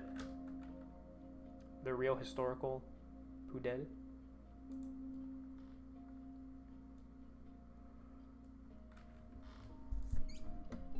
Didn't look like it. So yeah, I'll just use this. It's a very good photo. It did have Zimrit? Oh, it did? Okay. Well, I can, let me do a bit more research once I move this. Tank status. Move tank into the paint room. Pudel did have Zimrit. That needs checking. It had Zim. Alright, most people are saying it had Zimrit. Let's double, quadruple, triple nipple check that.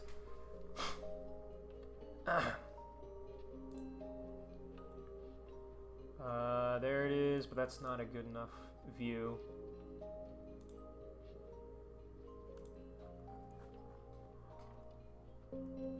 Damn, bro, there's more freaking photos of this thing in World of Tanks and War Thunder skins than there are of it, like, actual historical photos.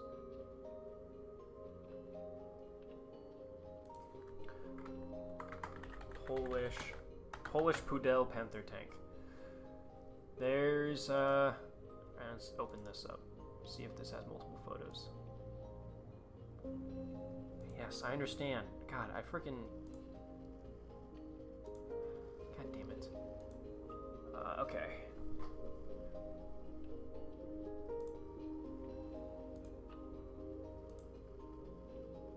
Oh, it looks like it did. I mean, this is A. Oh yeah, Pudel and Filik. Polish Panthers. I don't know if this is Filik here, but it does have Zimrit.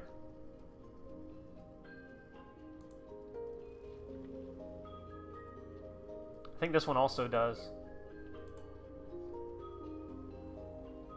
I mean, Warsaw Uprising was what, 44?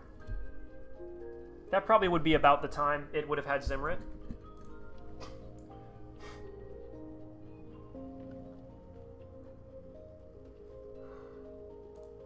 Warsaw Uprising. I want to know more. I want to see better pictures. Is there no just like nice like front-on picture of Pudel? Is that Pudel? Oh, that might be it. Yeah. That looks like him, but the image is like freaking blown out. What the hell? It's so bright. I think it has Zimrit. Why are these images so bright? They're so, like, the whites are so, like, washed out. Can't make out any detail. It had Zim? Yes, it does? Okay. Found a picture of a Polish Panther with side skirts. Yeah, but Pudel did not have it. And that's what's important. I think we should give it Zimmerit. That'll make it look more visually interesting. And I think, like, I don't think it's strictly inaccurate to have it with Zimmerit. Like, that's perfectly plausible. So, first thing we should do, paint scheme. Oh yeah, what color? So, Pudel was, you know, desert yellow, but it was not particularly, like, it was like Dunkelgrab. You know, it was Dunkelgrab, right? So, color swatches. Yeah, here we go. We need, like, khaki gray. I don't want to, yeah, get rid of the camo. I don't want this. Reset. There we go. Yeah, dark yellow. Yeah, it was like this, right? Although, is that the color that it just was? Yeah, it is. That's the color that it just was, dark yellow. I feel like this isn't quite the right shade, though.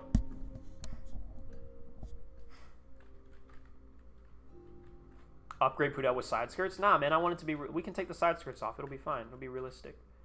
I feel like we should make it, like, darker, you know? 30%. Does that make that look about right? I think that looks more accurate. And I know I have decals here that are supposed to mimic, or a camo scheme, rather, that's supposed to mimic Zimmerit. There you go. That is more or less it. I guess, does it need to be smaller? That's bigger. That's about as small as it goes. The fact that it's on the barrel, too, doesn't look great, but god damn it, that's just how decals are in this game. But I think that, I mean, that fits, right? That works. Make the other Panther the Pink Panther. Yeah, we can do that later. Yeah, that's all I've got for, like, Zimmerit. It's not too bad. Now, what if I go back to this dark yellow? Yeah. Zimmerit on the barrel. Yeah, I know. It's not great, man. Maybe we shouldn't do Zimmerit, but...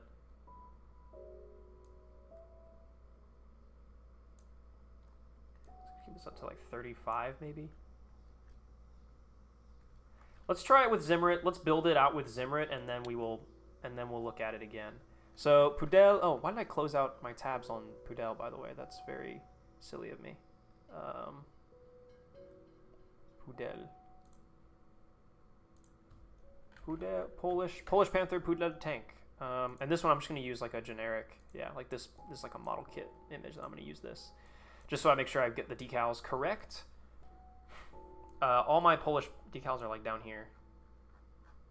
Yep, here we go. So we're going to get this guy. We'll put him in big on the front.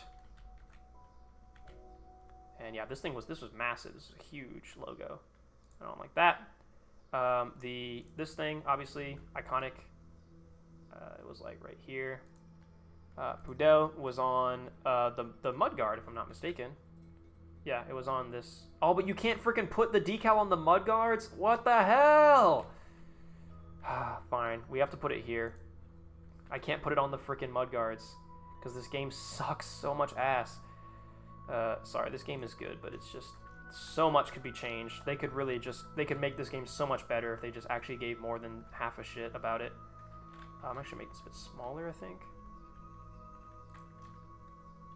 That's disappointing. I know it is. I know. You should have been here for when we tried to paint the IS-2. That shit was freaking frustrating. Did it have any other paints on, like, the engine deck or anything? Or on the back? On the sides? It looks like, oh yeah, it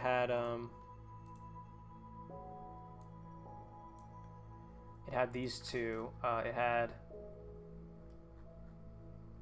this on the side. Photo that I'm seeing, it had this on here. Like this. Yeah, about like right here ish. Yeah. Then it had like what, just like a circle? Like a white circle next to it? That's why I love War Thunder's decal system. I agree. It's pretty good, man, but...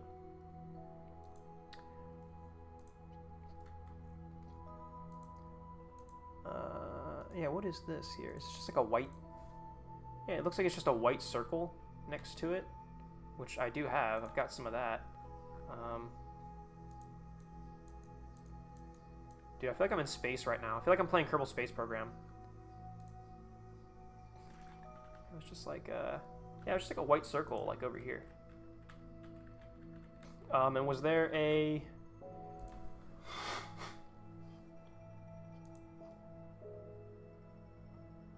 It's on both sides of the tank. I see that on the right side. On the left side.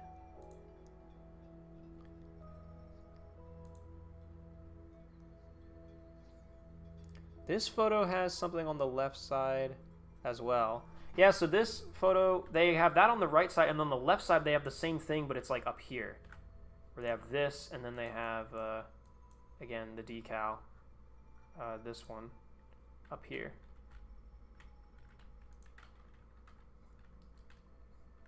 And then I haven't seen anything on the back. Nothing on the roof. Nothing there. Yeah. I'm mostly going by World of Tanks interpretation, to be honest. Except also for some reason World of Tanks seems to have another like decal one of these, like right here. Which I don't know why. That doesn't make any sense, and that's not historically accurate at all. Yeah, that looks about right. And this seems to be it.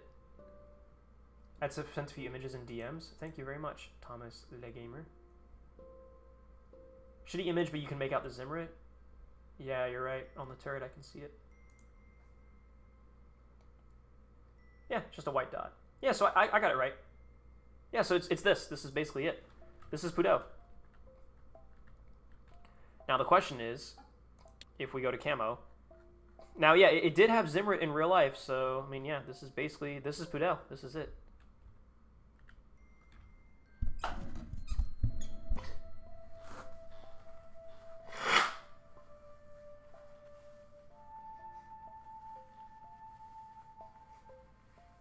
Hurry up, Tank Boy, before I fall asleep.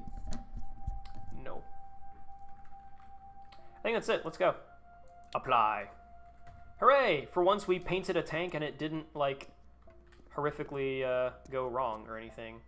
Maybe I do want, like, the lighter, just the dark yellow that comes with the game. Yeah, that looks a bit better, I think. Cool. Now we can finally conquer the world. Yeah, ignore the Zimrit on the barrel. That's, that kind of sucks. Now, let's, oh, I can't do this in the paint room. Let me, tank status. Move the tank into the, workshop. Into slot 1. Ah. Close that shit up. And then, yeah, let's take this off. Because that's what Pudeau did not have any of these at all. Oh shit, I don't want to do that.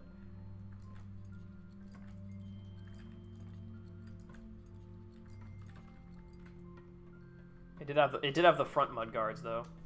That's pretty hot. Actually, hold on. Let me put these on and then put the tank in the museum so I get like the achievement credit, I think. And then wait, is it taking off the decal? Wait, hold on, chat, hold on. If I take off the muzzle brake and the barrel and then put it back on. Ah, it removes it. Hey, look at that. Nice. Cool. So now no Zimrit there and no Zimrit on the tracks as well. Cool. Okay.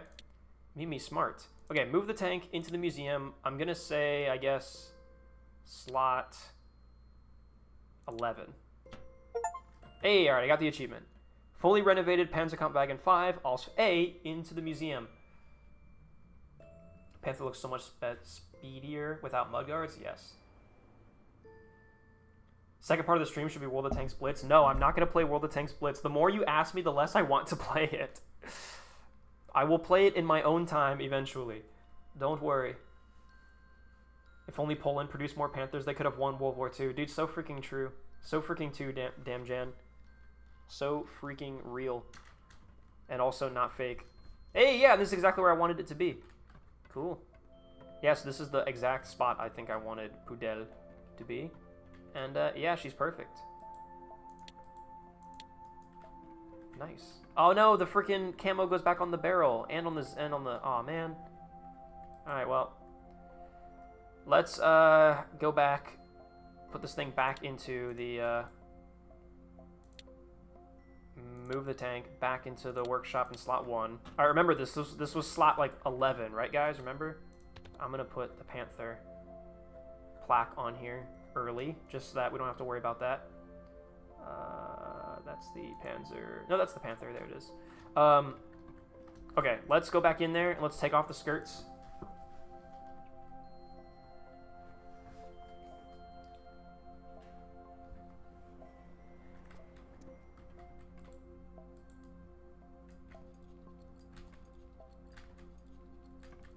Because I do agree it does look better without them.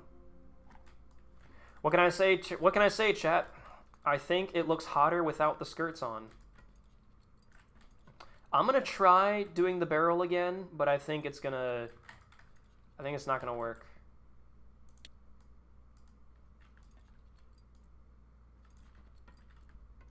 And then tank status. Move the tank into the museum. Remember guys, slot, it was 11, right? And now we'll have Panther side skirts just kind of in our inventory.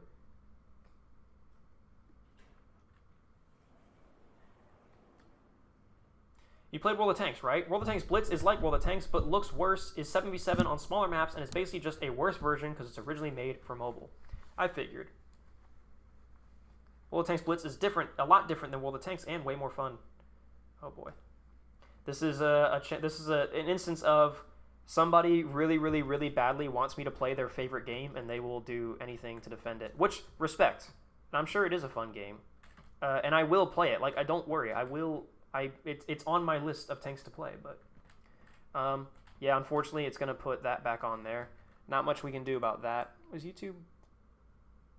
How did I mute? What the fuck? How did I mute the music? When did that happen? Nice, guys. Look at this. We got Pudel in the museum. The Polish Panther. The famous and iconic Pudel Polish Panther tank. And it's a Panther A, so it's correct.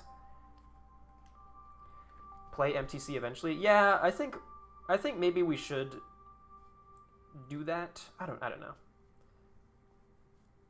Ah, you like how it looks without skirts, huh? Indeed, I do, Uranium. Yes. You can frickin' cuff me, take me in, put me behind bars. If it's a crime, I'm guilty.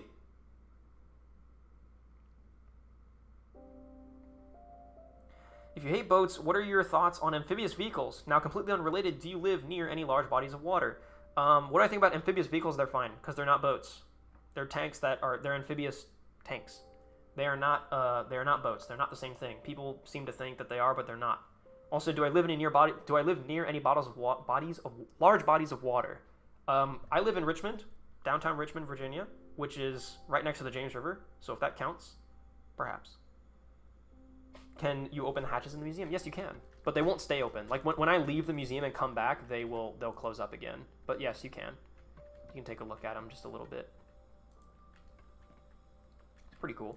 Oh yeah, we didn't get inside of it like we always do. Let's take interior options. Get inside the commander's position. That was great timing on the music. Yeah, look at this.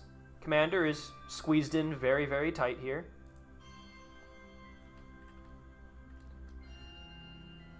No periscopes in the hatch when there should be, but it's okay. No azimuth ring. Yeah, it's missing a lot of detail.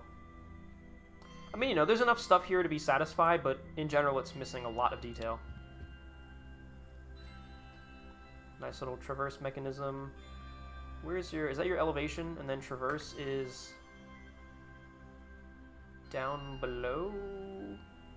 Here's your foot pedal for the machine gun, I would imagine. We should restock this thing with shells. Loader position. He has this giant thing there. That's fucking crazy. Oh, that's the elevation motor. Wow.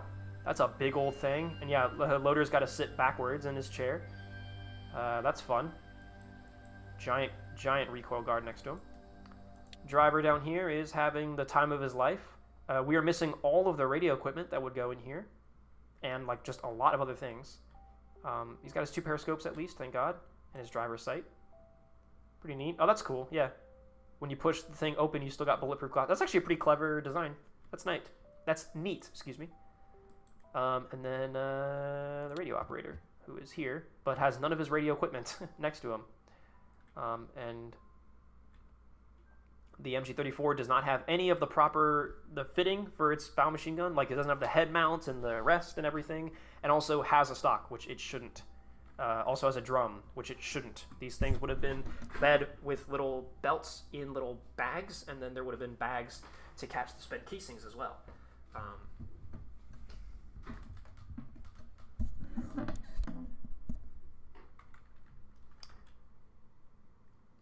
But at least get your hatches. And ammo right behind you. Yeah, let's fill this thing up with ammunition, and then we can take status menu, tank analysis, resupply? Yeah. So, I guess resupply. Put some AP in there. Put some, nothing in there. Put some AP in there. Put some AP in there. Put some HE in here. Don't need to. Put some HE in here. A full rack of HE. Nice. Put some HE in there. Put some AP. Doesn't need to happen. Put some AP in there. It's got another full rack of AP. A full rack of HE. And then another full rack of HE. Ta-da! Machine guns. This thing kept all of its machine guns because I did not feel a need to remove them. So they're still there. Yeah, looks good. We did it. We finally got a Panther. Was a tank that we've been wanting to put in here for a long time as well. We got Prudel, which looks amazing. Looks very cute. I'm happy with it.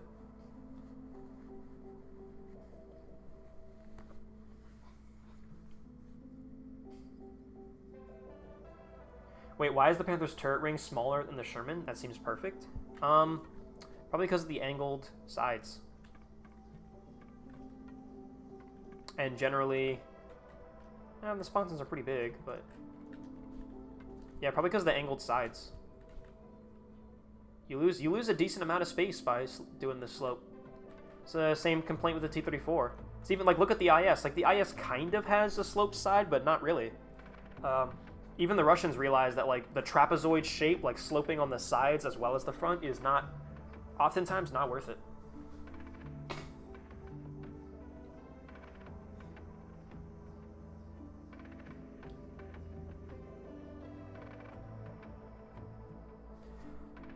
Opinion on Gunner Heat PC? It's good. It's fun.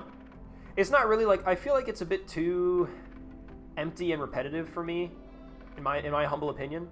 Also, it's modern tanks, so I just don't get the excitement of like, wow, I'm in an Abrams. It's like, cool, I'm in an Abrams. Like, to me, that's just not, I don't get that excited about it.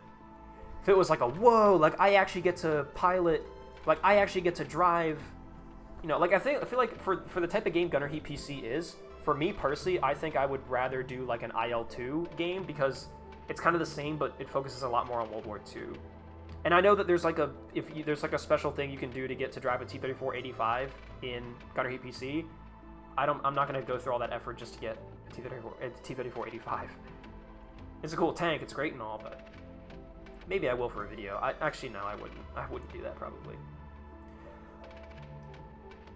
Oh yeah, speaking of, like Cold War stuff, I think I got cut off. I was trying to talk about Wendigoon, his AR-15 video that he made on the M16 and the government sabotaging it.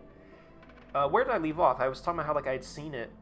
Yeah, I saw it and I was like, okay, yeah, cool. Like, you know, normal M16 government sabotaged it. We're all well aware of it. Cool, good job.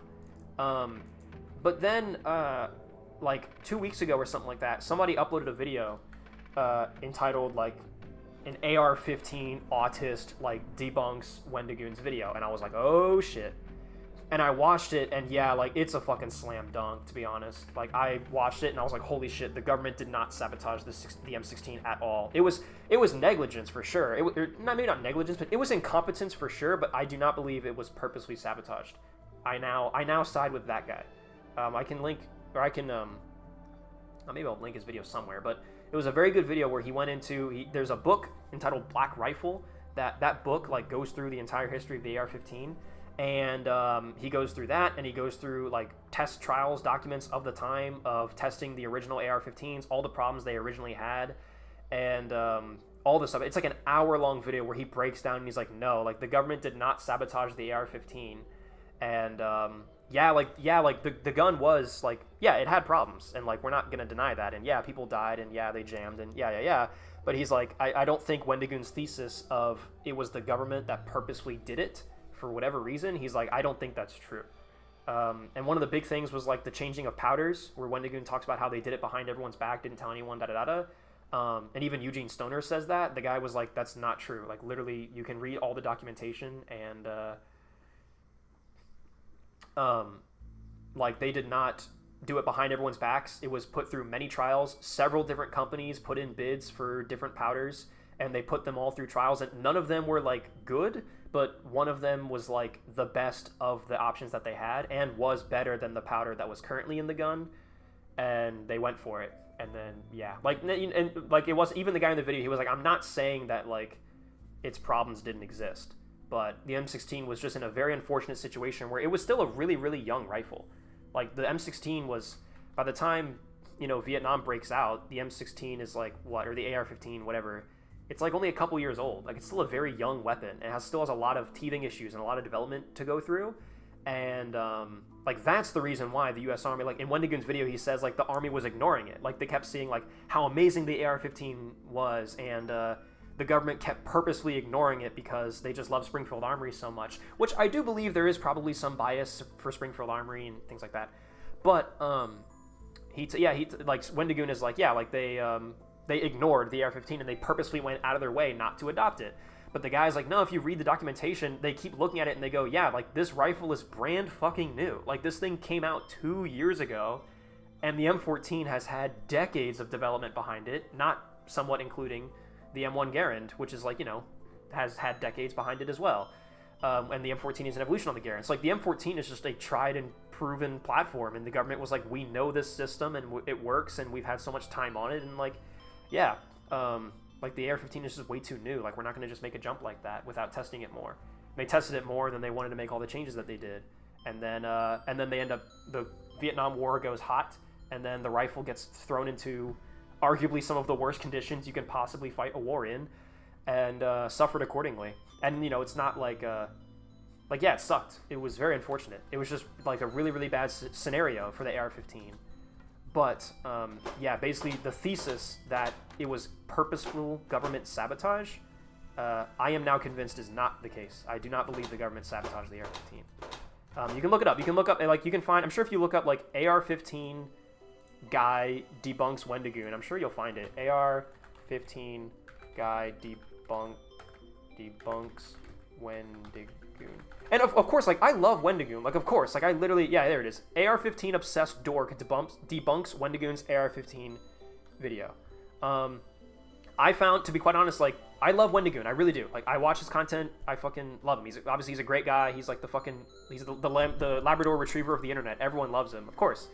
I think this is an instance of, obviously, like, he's more accustomed to doing research on, like, folklore and, like, horror stuff, and it's no secret that he's very also friends with, like, you know, Brandon Herrera and Donut Operator and all, like, these gun tubers, and I think he's been very, like, he's been leaning a lot more towards, like, firearms history. He's been hanging out with those guys a lot more. He's been clearly collecting guns. As he says in the beginning of his video, he shows all of his guns that I think I would reckon to bet are pretty recent purchases, and he talks about, like, funding his new expensive hobby. Like, I think he's getting into gun history now. Like, he's traditionally a horror guy, and he's like, yeah, like, I also love firearms. I think they're interesting, and firearms history is interesting. And, you know, he's also been covering conspiracies a lot recently, so he's like, hey, this is a great chance to break into, you know, sort of the new market.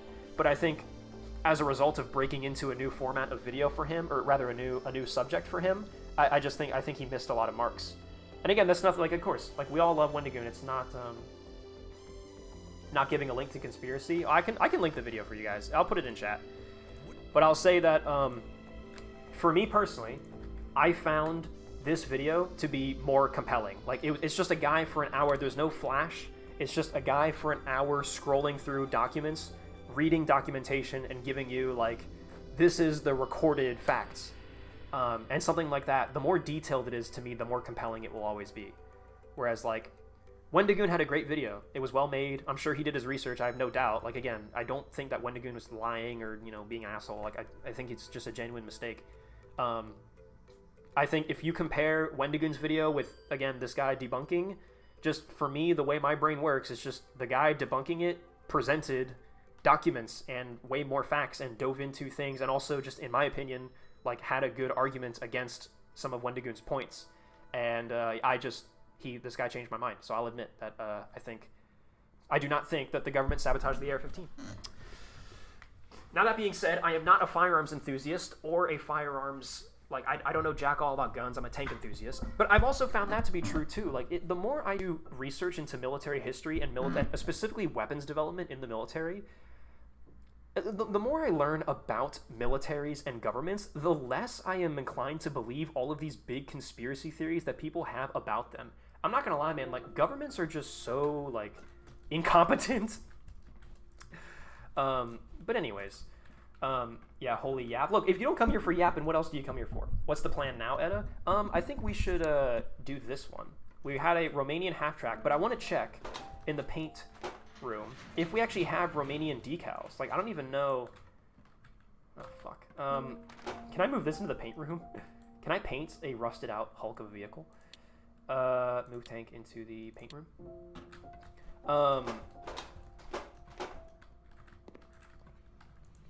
Oh wow, I can. Can you wait? Can I actually paint it? Well, of course, none of the paint's gonna show up. Can I put decals on it?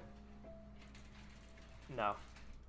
But at least I can look at it. You know, I can experiment with it. So I don't know if I have Romanian, other than like the Girls in Panzer Romanian decal. Where is it? Where's the one on Romania? I also don't even know. I have zero reference images for what a Romanian half track would look like. There it is. I can do Count High School. They stole the Romanian decals. Well, let me see what I do have.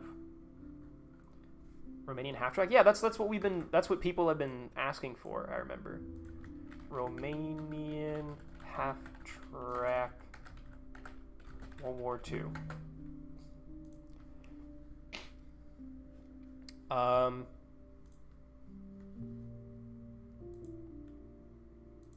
mean, yeah, does anyone even have, like, reference images of what an SDKFZ in Romanian service would have looked like? Like, what decals it even would have had?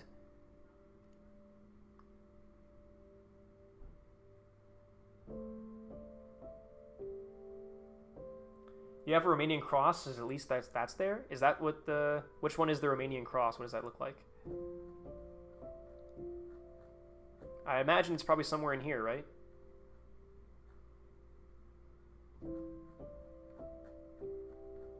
Thoughts on the Turin 2 and 3? I'm inclined to think of them slightly better than the Panzer 4s. Honestly, the one you were on? Oh, so is it...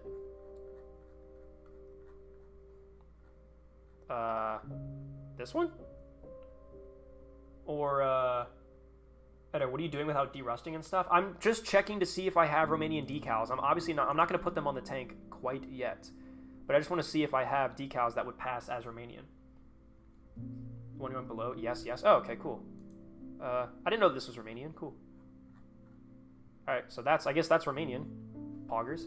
But again, does anyone have like an image? Anyone have any reference for what a Romanian SDKFZ? Romanian SDKFZ. The pronged cross. Okay. So I do have the correct cross. That's interesting. Thank you for letting me know that at least. Romanian armored cars. Romania in World War II, Wikipedia. But I saw a picture there of a half-track.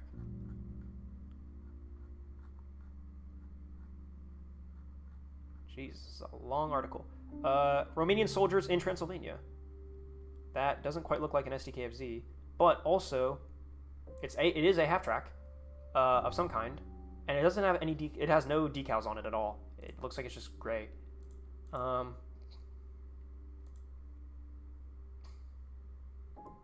Armored personnel carriers of the 16th Panzer Division in Romania. That's not like in Romanian service. So that doesn't count, I don't think.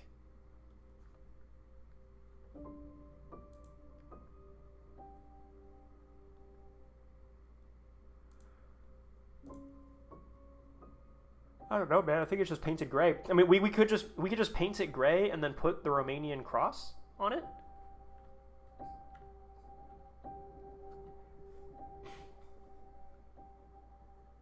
Pretty sure the white one with the points is Romanian. Source my nationality. All right, cool. I was just curious why it was like amongst all of the Polish stuff, but cool. Good to know that it was right there.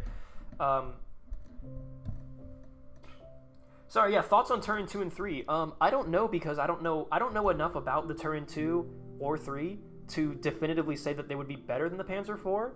I mean, hopefully they are better, like laid out vehicles. I think we should, let's repair this, let's fix it up, and then I think it's just gonna be gray with the pronged cross decal. I think that's what it's gonna end up looking like. But move tank to the workshop into slot, I guess 1, since we're gonna work on it in right here. Yeah, so yeah, I don't know enough about the Turin 1 or 2, sorry, 2 or 3, yeah, to know if it's definitively better than the Panzer IV. However, if it's any more, like, if it's a even slightly better engineered vehicle, which is not difficult to pull off, then it's probably going to be better. As long as it has, like, a similar gun. Or the same gun. Oh, there you go. Oh, cool. Wow, yeah. Good find. Lamborghini Enjoy. So, yeah, it's basically... Oh, yeah, so it's not quite gray. It's like a very grayish green. That decal on the hood, I don't know if I have that, but we can look for it. What even is it? Oh, it's the cross with, like, yellow and orange. Okay, sure. I think we can pull off something that looks about like that. I'm actually gonna, before I outsource repairs, I'm gonna go through this and fix as much of this as I can. And then anything that I need to remove, see, like this, you know, like I want to put this in my inventory and then I'll fix everything all at once. Damn, bro, the Minecraft OST is getting fucking spooky. My shit's haunted, dude.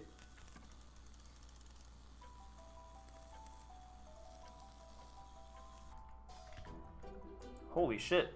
Dude, the Minecraft OST is freaking... It's getting spooky, scary skeletons up in here, dude. That's awesome. Yeah, I don't know. It is not very difficult. Yo, Minecraft got really weird, man. What mod is this? This is the Flans gun mod, but like the newest. They released the newest version of the Flans gun mod. Anyway, yeah. Sorry to freaking answer a single question, Eta. Yeah, it's not difficult to make a tank that is better engineered than the Panzer IV because holy shit, that thing is just so. I've talked about it before when we restored the Panzer IV originally on this stream series, but the engineering of the Panzer IV is so fucking ass backwards and god awful. Like it is such a poorly designed vehicle. But I mean, it was effective. Like it worked, you know. Like all the stuff functioned, and it had a good gun and decent armor. Holy shit! Damn, Minecraft, what the freaking hell, goober?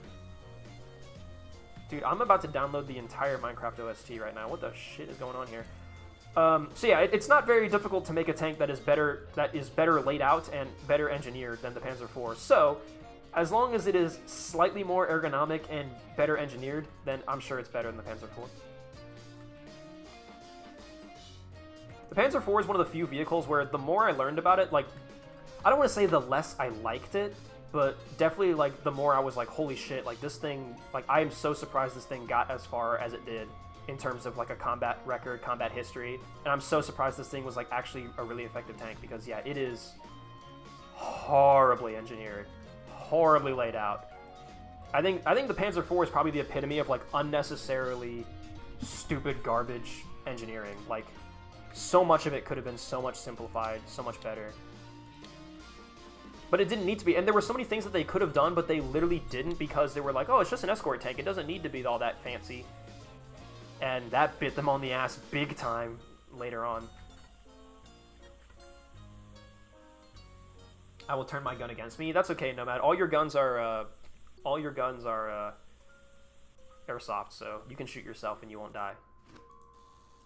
Also, wait, by the way, Nomad Prod in chat. What's up, Paul, everybody? Guys, this is Nomad Prod. This is my best buddy, best YouTube buddy, Nomad Prod in chat. I saw you in chat talking about Minecraft OST and everything. I don't know why I didn't want to call you out, but there you are. Hi, buddy. Everyone say hi to Nomad Prod in chat. Big friend of the channel. Edit, did you get my DM? I wasn't paying attention. I'm at work. Yes, I got your DM. I'm going to use it as reference photos. Don't you worry, my good sir. This will work well. I think we can make that. I think we can make some approximation of it. I am confident.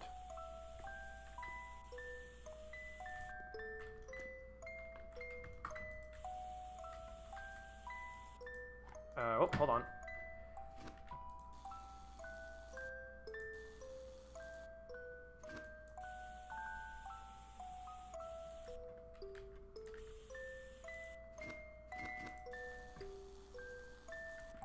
Is there a arm or something back here that I'm gonna miss?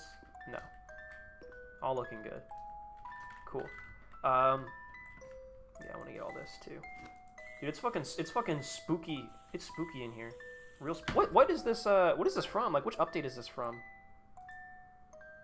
Creator music box version. Interesting. Oh yeah, Creator. Oh yeah, it's two songs. Creator and then Creator music box version. It's from the Tricky Trials soundtrack.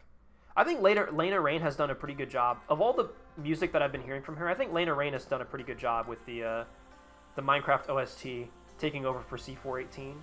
I think she's done good. A lot of her tracks are bangers. She made the one song from Celeste that I really like too, which means she did the Celeste soundtrack, right? Also, holy shit, this fucking track is amazing. Yeah, Lena Raine. Yeah, she did do the Celeste soundtrack. Dude, she's a fucking goated composer. Lena Raine. Yeah, she's great. She's a great composer. I like a lot of her music in that case. Because, yeah, I listened to the Celeste soundtrack. I put that in my stream playlist as well. Yeah, man, her music's cool. Oh, yeah, let's, fuck. There we go. Sorry, I just had to get out of there real quick. Where's the damn welder? There it is. We got a hole. Gotta patch up the hole, chat. I'll throw rocks instead. No, man, don't do it. Anyway, why get a Panzer IV? Sherman is the best tank ever built. Ooh, careful, Nomad. I might just go off on you, bitch ass. And are you using YouTube for music or something else? YouTube. I'm just playing it through YouTube. Am I a good sir? Damn, I thought I was a wild redneck. I don't know. A lot of people shit on this new composer because woman. Bruh. Sometimes I forget that everyone on the internet acts like fucking 5-year-olds. Actually, well, no, I'm reminded of that fact every single day on my own damn Discord. But, how can you not listen to this and be like, this is a fucking vibe? Now, I can understand how you might listen to this and say, this doesn't sound like Minecraft.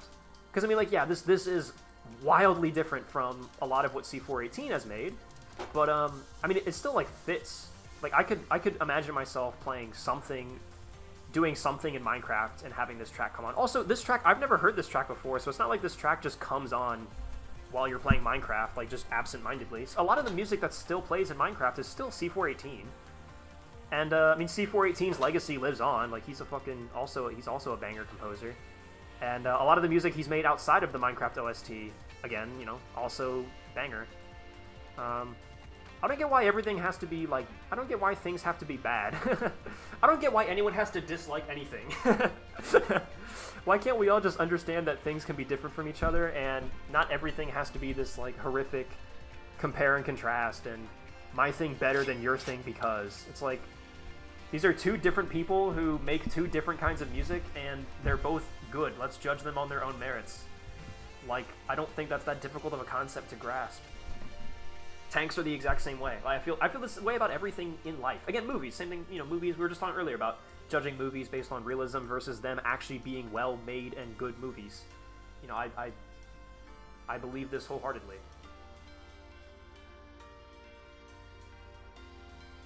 It's just so much more fun to love things.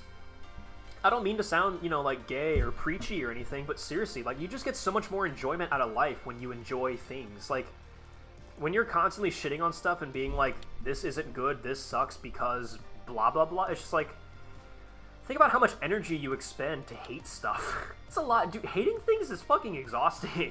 I don't get how people do it, like, as a living. I understand, you know, critiquing is great, you know, building things up and trying to make them better. Again, like Wendigoon's AR-15 video, like, I would, you know, now I would heavily criticize that, but, like, I don't think it's worse or bad. It is a well-made video, and Wendigoon is a good guy who does his research. But I think it's a simple. It would be like if I randomly made a video about Italian tanks. Like, I don't know that much about Italian tanks, but I can try. I think it was the same thing. Like, he's like, yeah, I want to get into gun history, and just, you know, it was his first time in the topic, and it was a pretty fucking big. You know, he came in hot with a pretty controversial one at the start. Same thing. Like, doesn't make it bad. Doesn't make him bad. It's just. The video was good. Just a couple things. I don't know why I'm harping on it so much. I don't know why. I think just because I think I learned so much from the other guy's debunking video. And I really, really loved. I really do love when somebody just sits you down with like a 60-page document, all in like that military font, and it's all like, you know, half scratched away, and some of it has like restricted stamped on it and all those things. Like, I just love scrolling through those documents. It's just so much fun for me. It's just so like, it's like therapeutic. Like, scrolling through old military documents is therapeutic for me. And so, like, just to have a video where someone sits you down for like an hour and is like, all right, let's read, like, let's do it. Like, let's read this 60-page test report on the AR-15. It's like, all right, sick. Like, I'm down. Let's go. And so, yeah, I think that guy's version of events just spoke to me a lot more. And I learned so much more about the AR-15, which was very interesting. Speaking of C418, we're looping all the way back around, chat.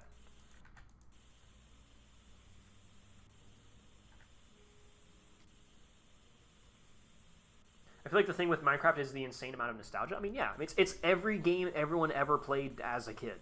Like, it is everyone's ubiquitous. I feel like it's also multi-generational. Like, it transcends everything.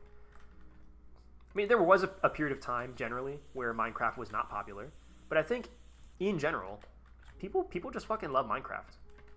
Because, I mean, yeah, it's just a freaking... it's just a good-ass game. Yeah, it's like the Fury Tiger scene. Shit, totally inaccurate, but fuck, it's fun to watch. Masterful intention. Yes, I agree. Yes, fucking Nomad.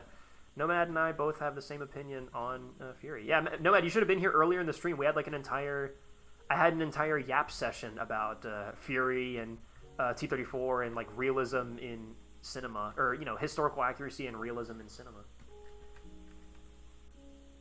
Well, MFG, I love boats. No, actually, Lamborghini Enjoyer, that's the one thing you're not allowed to like. Eta320, some random guy in Richmond, Virginia, I'm allowed to tell you with authority that you are not allowed to like boats. Sorry, guys. Hello, internet. Wider internet, boats are the one thing that none of you are allowed to like. If you like boats, then that's a crime, and I will punish you severely. I have the legal and authoritative rights to do this to you, and so yeah, that's actually the one thing that you're not only allowed to hate, but very much encouraged to hate. Bro, can we do a part 2 right now? I'm so fucking down for that. Wow, what do you mean? On Fury? I don't know if the chat would be. The chat might. The chat has already been complaining about my yapping. I don't know why, chat. I don't know why you're here if you're not here to hear me yap. That's all my YouTube channel is me yapping. Whoa! I just fell all the way through the engine bay. That was kind of sick, wasn't I? That was like a cool little trick. Sandblaster, right? Is that what we're doing? And then I think. Oh, that looks like it could be sandblasted. Oh yeah, we're good. And none of that needs to be painted. Oh, that needs to be painted. There we go. Cool. And then paint the whole thing. back to it's such a it's pisses me off that the default color of this half track is so similar to the it's so similar to the gray of the the sandblasted color, so you can't tell what the fuck has been sandblasted or not. Although I guess that's why you red prime it first. Looks like everything's been red primed, so we should be good. And did I already outsource repairs for everything? Yeah, I did. Sorry, my dementia is settling in again.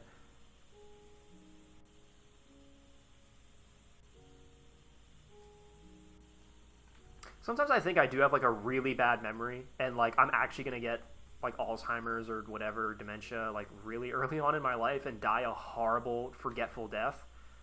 But then sometimes I just remember all of the absolute random facts that I have amassed about tanks and can recall at the drop of a hat. And I'm like, no, I've got a pretty good memory. It's just, like, especially for when I'm streaming, I'm focused on, like, 8 different things. I'm, like, trying to talk. I'm trying to yap. Like, I'm trying to yap to keep you guys entertained in chat. But then also I'm trying to play the game. I'm trying to think about what the next move should be. I'm trying to think about, do I need to turn the music up or down? Like, you guys, I never realized it before I started streaming, but, like, at any given moment, like, so many things are going through a streamer's head to be entertaining, to make sure that the next thing that's going to happen is going to be a neat segue, to make sure that you can keep momentum going and people sticking around. Because, I mean, if you drop the act for even a minute, people get bored and they leave. So it's like, I got to make sure constantly there's something next up on the docket, or if I'm not doing something active in the game, I'm talking about something. And that takes up brain power. And then reading, none of that involving reading chat, keeping up with chat, making sure everyone's having a good time. Like, it's just, there's a lot to it. You forgot to outsource repairs in the Panther? Well, but you reminded me because of yapping. No, yes, because yapping.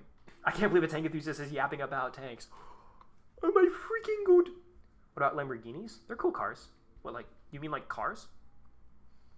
Like the car Lamborghini? I like them. I think the Lamborghini Gallardo is like one of the like big fancy supercars that I would like to own. In terms of like, unattainable dream car. Like if I had infinite money, that would be a pretty fucking cool car to have. My attainable dream car, actually, well, yeah, my attainable dream car, like the car that I genuinely am going to work in my life to attain, is like a 2017 Chevy Camaro. I'm a sucker for muscle cars in general, and I think the Camaro, like, nail me to a cross, but I think the new Camaros are pretty cool.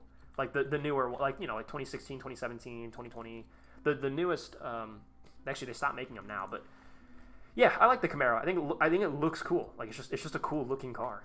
I'd love to get one convertible with a manual transmission, because that's my car currently is convertible with a manual transmission. And I love driving manual, dude. It's so much fun. I love driving too. Like I absolutely adore the act of driving. My brother is neutral about it, and my sister hates cars. She hates driving. She's like typical Zoomer girl, where she's like, I hate big SUVs, I hate big cars, I hate cars in general. Like she takes the bus everywhere. Big public transport advocator. She was like, she dragged her feet, I guess is the past tense of drag. She dragged her feet so long on getting her driver's license. She finally got it, but has no car of which to drive. She just has her boyfriend, and me and my brother ferry her around everywhere, wherever the bus can't take her. So yeah, my sister my sister just hates driving. My brother is indifferent about it, and then I love driving. I really do. It's so much fun. It's so therapeutic for me. Like some of my like best moments of like just thinking about life and shit and where I want to go with my life and what I want to do and who I am has always been like at night in the car, driving, listening to music, and just I love driving. And driving a manual just makes the act of driving, you're so much more involved in it. It's so much less like when you drive an automatic, you just turn your brain off and then as you just teleport from point A to point B. But with a manual, like you're so much more involved in it, and it's like an activity, driving becomes a thing that you do. And I love it very much. So I feel like I cannot live without my personal daily driving car. I feel like has to be a manual. I'm enlightened by the manual, and I can't get out of it. I'm a car junkie. I'm like... Or so Wolf28 is saying that you are a car... Yeah, you're a car junkie. I've got a lot of friends who are car junkies, but I would not consider myself to be a car junkie. I've got cars that I think are cool, and I know a decent amount about cars and mechanics. Like I've worked on my car a lot, and I've replaced the fuel injectors in my car. I've replaced suspension discs, or suspension and brake discs, brake pads. I mean, it's pretty basic. I mean, as far as I would say, pretty basic. Just keeping your car alive maintenance. But I would not consider myself to be like a massive car nut or anything like that. I don't care if it's boring sometimes. It's at a stream, so I'm going to keep watching even if it's like 4 a.m. Hey, if you are Stockholm Syndrome that badly into my content, then fuck it. OMG, 1969 Mustang. What happened to you liking the Mustang? I do. The 1969 Mustang is another one of my unattainable dream cars. I don't think I will ever get to own that car. I like a Lamborghini Gallardo. That's a pretty cool, like, supercar. But yeah, if I had infinite money, the first car I would buy would be a 1969 Mustang. Like go watch John Wick 2. I want that car. That car is so hot. In today's episode, Eddie gets his diploma in tank yapology. Dude, I know. I'm a graduate student, dude. I went to graduate school for yapping, dude. I got my doctorate in yapping. How do I want to put the gun back in it. Actually, wait, I think I know how to, because we can do analysis, fuel system. It's always the goddamn fuel system, dude. Always. Look at this shit. Fuel tank cap A. Alright, fine. How do I even get to that? What the fuck? Oh, chat, no, we can't do that. We have to take this out. I can't take this out unless I take out this. Fuel filter. That looks like a fuel cap to me, not a fuel filter, but okay.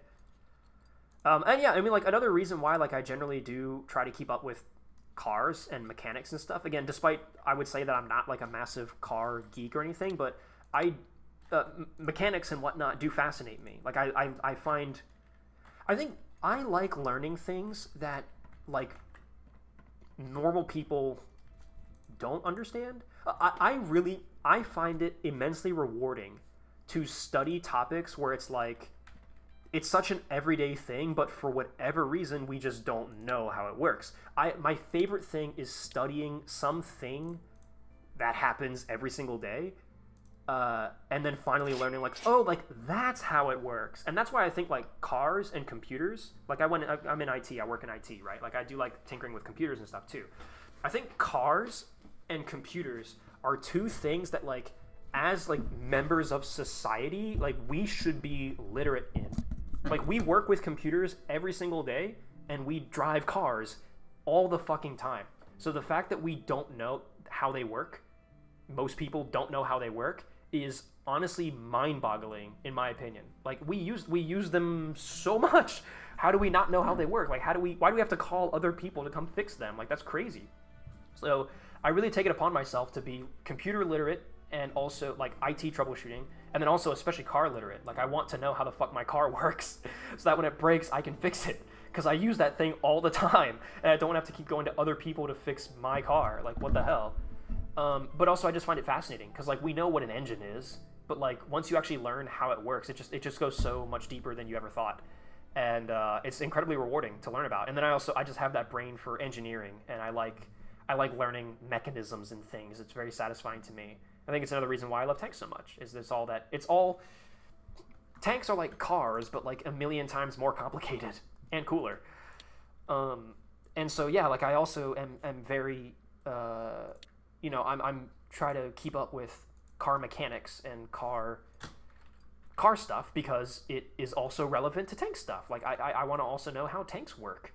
I want to be able to say that, like, yeah, like I think I want to be able to say that the Panzer IV is a horribly engineered tank, because if you look at the layout of it, if you look where the transmission is, if you look where the drivetrain is, if you look how the turret's positioned, if you look where the radiator is, if you look how the engine is mounted, if you look at the way the Panzer IV is mechanically, like, yeah, like, I am educated enough to say that I feel like it is a horribly engineered vehicle, and that is rewarding. No, I meant to go into assembly mode, goddammit. There it is, radiator cap. I like that there's a cap, but there's no hole for the cap to go into. Me Lamau, me when.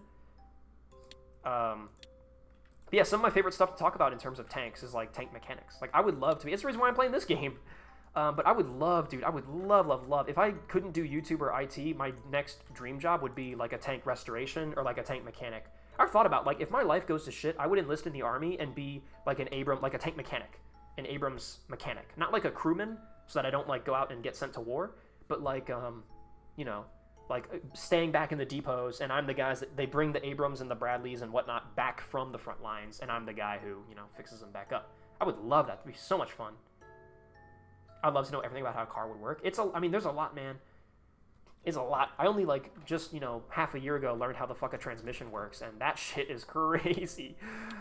It's actually not, like, conceptually, it's very, and that's the thing with, like, cars and stuff, and most of these mechanics, is conceptually, it's actually quite basic. Like, it makes a lot of sense, and it's actually pretty easy to wrap your head around.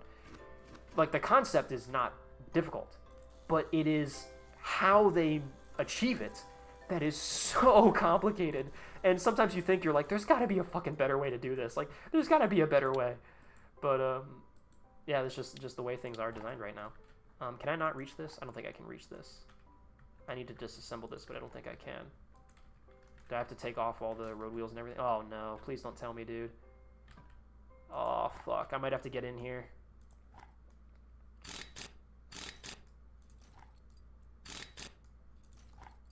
And yeah, same thing again. Like, yeah, like a transmission or an engine are both things where, yeah, like conceptually, it's like, okay, I get it. Like, I understand what, you know, what the goal here is, but it's like, to do it, like, I understand an engine is combustion inside the cylinders. The combustion makes the cylinders go up and down and drives movement, which turns the crankshaft, that's the rotational motion, into the drivetrain of the car. You turn that into sideways spinning motion of the wheels. Like I understand conceptually what that is and how that works. But then it's like, okay, well, how do we do that? Holy shit, there's a lot to it.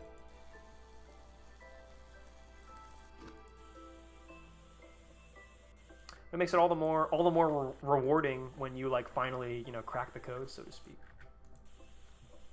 So tell me, tank or car? Oh, you guys, wait, the EBR? Oh, like the EBR being like a hybrid of a tank or a car? I don't know. Please never enter War Thunder forums if you become an armored vehicle mechanic. I don't enter War Thunder forums anyways. So, yeah. I have no desire to enter the War Thunder forums.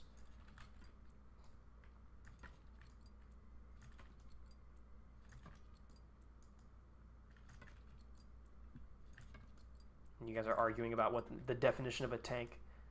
I'm on the tank. I think I said it in the Tank Enthusiast Reacts to Star Wars video. I am a doctrinal neutral structural radical. I'm okay with the concept of a wheeled tank. Like, I think that's fine. I don't think a tank has to be defined by having tracks or not. I am perfectly okay with the concept of a wheeled tank. I think that is totally okay and chill. Speaking of okay and chill, the half track is okay and chill. So, fuck yeah. Let me put if we do the resupply, yes, we can put machine gun in here. Nice. Move it into the paint shop, and we will, let me open the doors first, and then I'll move it just for my own sense of immersion. How are we going to get it in there if the doors aren't open? Into the paint room.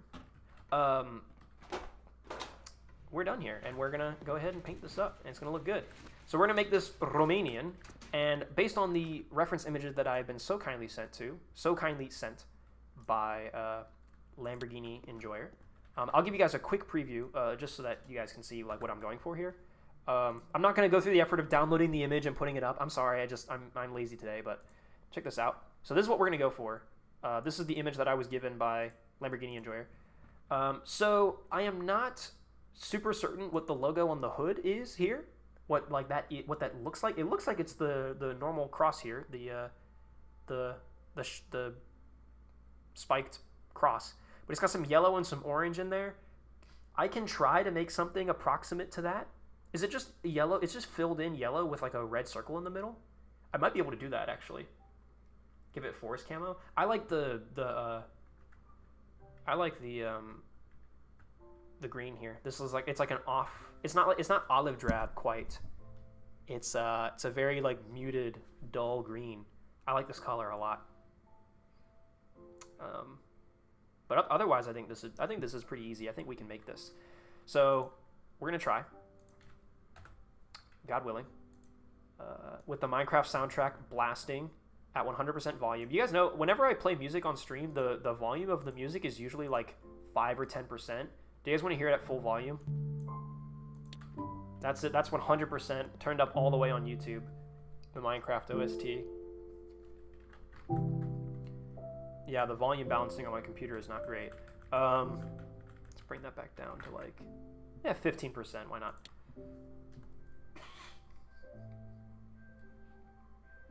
Solid green, yeah. I think I like it. I want that. What is next stream's tanks? I think next stream would probably do the Sherman special and just restore we'll try to restore as many Shermans as we possibly can in an allotted amount of time, i.e. the allotted time of a stream. Where's the damn... Oh, here it is. Okay, so let's see if there's any preset green that looks anything like this. No. My French M10 green, my custom French M10 green is not too far off. Custom olive drab is also not too far off. This is pretty, actually. The olive drab, AK olive drab. That's not bad, actually. That looks pretty much like it. I'm not even gonna lie. This is like the basic like Sherman color that the game gives you. I think probably this, but with less saturated. Kind of 20% saturation. A bit brighter. Never mind. Like that. That's not bad. Actually, I think it should be saturated a bit more. 25. Yeah, that's pretty much it. That looks great. That's perfect. And then decals. So I think we can definitely do Joe Mama. I'm sorry, Chad. I shouldn't have said that. All right, let's go all the way down here. I just want to see that. And then more decals. So definitely 100% we're going to put these on the side here. These a bit bigger. I think do that, and then do one here as well. Like that. And then on the hood, so I've got a couple ideas here. I think, if I'm interpreting this correctly, go online, use the image, and get the exact hex code. I think this color looks great. I think we got it. And I explained the front decal. The decal is the cross filled in with yellow, and with the Roman roundel in the center. The roundel being the tricolor of red, yellow, and blue. Okay, I see. Thank you. Thank you for explaining that. In that case, I might actually have... Do I have the tricolor roundel? I actually don't think I do. For Romania. That... No, not quite.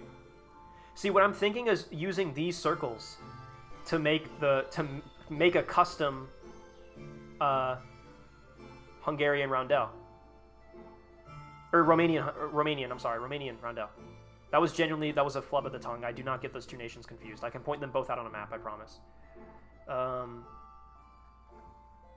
I've done Map of Europe quizzes several times on stream. I don't need to prove shit to you. Fucking stupid-ass Europeans. Fuck you. Yeah, fuck you guys. Fuck you, Europeans. You live somewhere different than me. Boo. You have a different culture than I do. Boo. Hungarian. Yeah, Hungarian, Romanian's triggered. I know. A genuine slip of the tongue.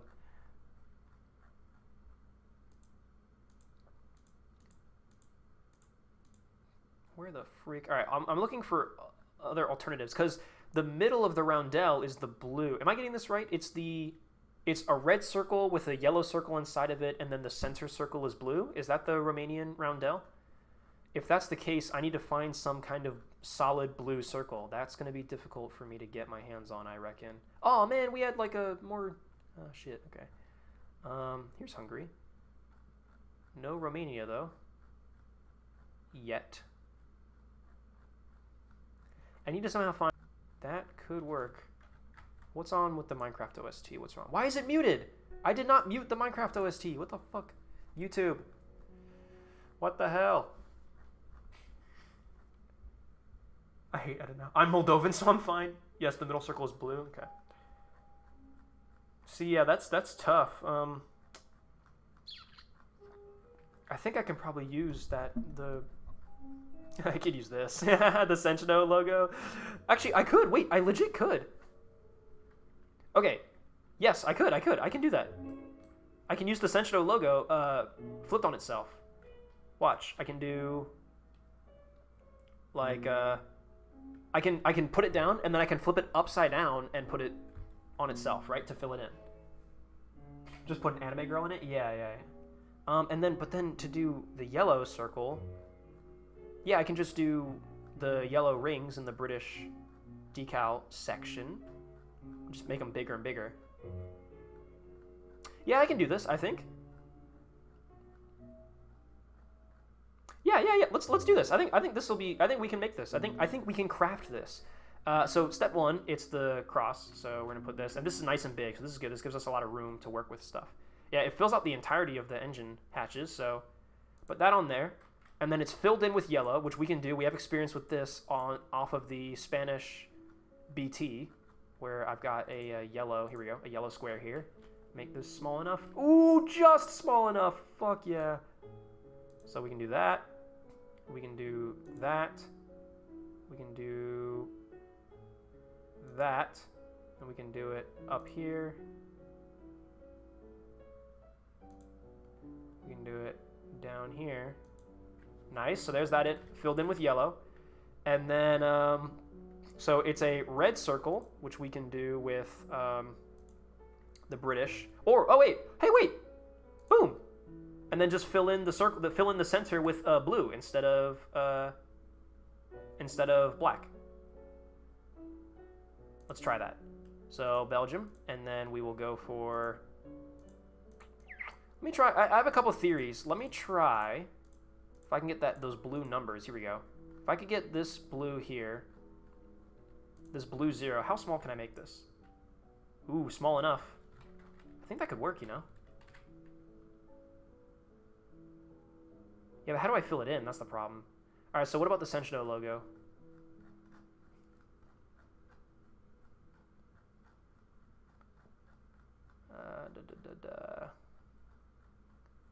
Sentinel.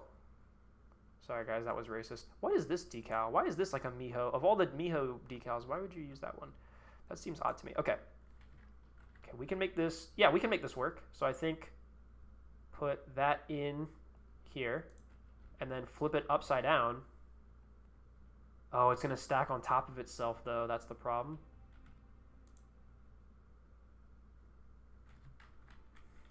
I mean, do we just... I mean, I think that works.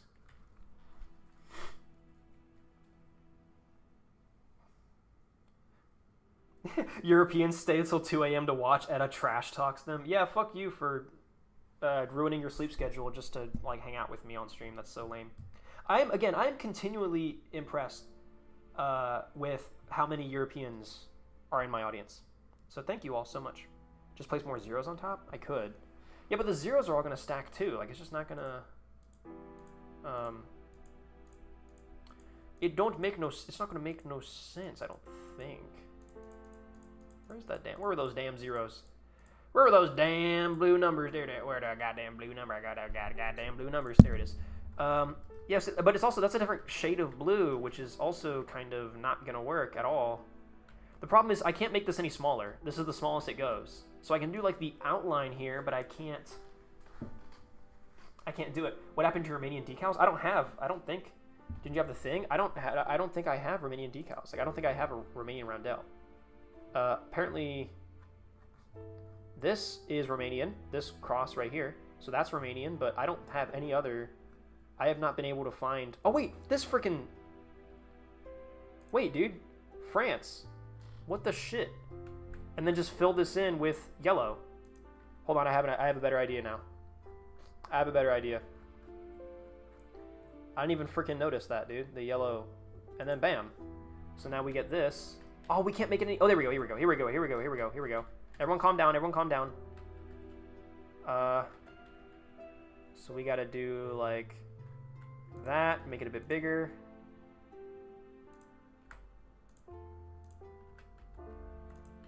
Oh, I can't quite make it small enough. I can't quite make it small enough to fill in that last little bit of white. But that's not bad, right? I mean, that's pretty much it. Can we call it there?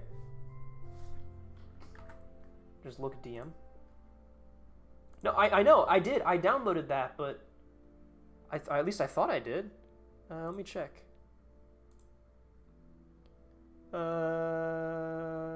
Workshop. Eta's brains. Eta's brain stream is stress. Wait, what the fuck? Wait, what? Eta's brain stroms this stream? I don't know what the fuck you just said, Wolf.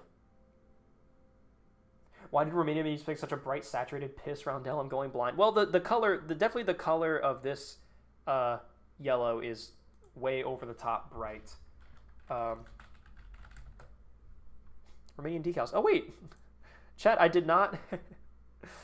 Chat, I have something I have to admit to you all. I did not subscribe to the Romanian decals on the workshop for this. So, yeah, that's my bad, actually.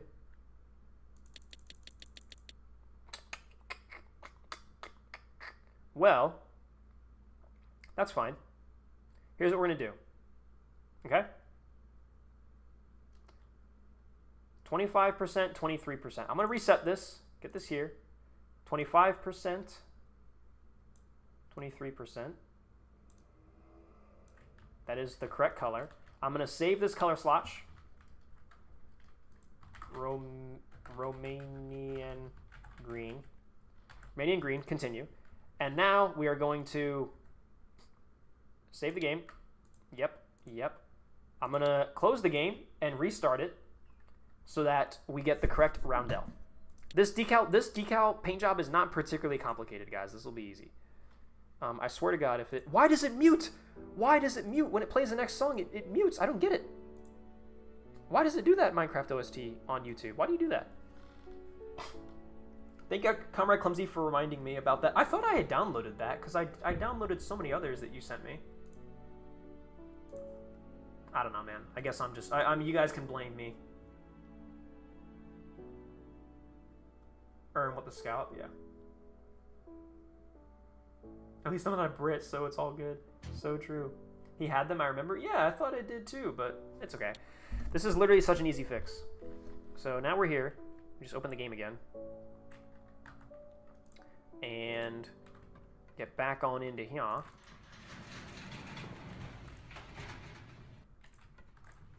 And then, whoop, right here. And then now, let's just do this first, but let's see here. Where are they added? Where are they? The Romanian decals. Romania. Where are you? Romania, I love you. Where are you? I don't want to scroll all the way through this crap, but I have to. So many British and Commonwealth decals. That's pretty awesome. We got good use of that of the Australian ones. Come on. I got all these numbers. All these numbers, we don't need these. These are all like American number decals. I swear to God, if it's like near the top. Oh, here they are. Huzzah! All right, cool. So, let's go down here to the cross. Put this where it needs to go. So, God damn, I hate the camera on this. All right, there we go. And then rotate it a little bit so it's like nice and straight. Make it a little bit bigger. Center it just a little bit more. Fucking 2 pixels to the left, please. There we go. That's good. And then on here, we're gonna make it small. Down here, it looks like it's like around here, give or take, on the vehicles that I'm seeing, like there. And then another one, like right here, give or take, same-ish position on both sides. Okay, and then near the top here, kind of, yeah, just below the Soviet stuff. So actually, I think let's fill it in with yellow first, like we did before. That's fine. So let's grab our yellow square. Where the fuck is it? Oh, there it is. The yellow square. God, I freaking love Minecraft. Chat, did I ever tell you guys that I love Minecraft? I love Minecraft. Chad, I might love Minecraft more than I love tanks. Oops, don't tell anybody. There we go. And then, Romania. Romania, Romania. I'm from Romania. That's what you all sound like in my head. Okay, ready, steady, spaghetti. Ta-da! And just as a special treat, because I'm feeling good for you guys today, I'm gonna put this on here again, just so that we make sure it, like, there you go. You can see all the corners and all the right stuff, you know. Think, yeah, that sounds about right, right?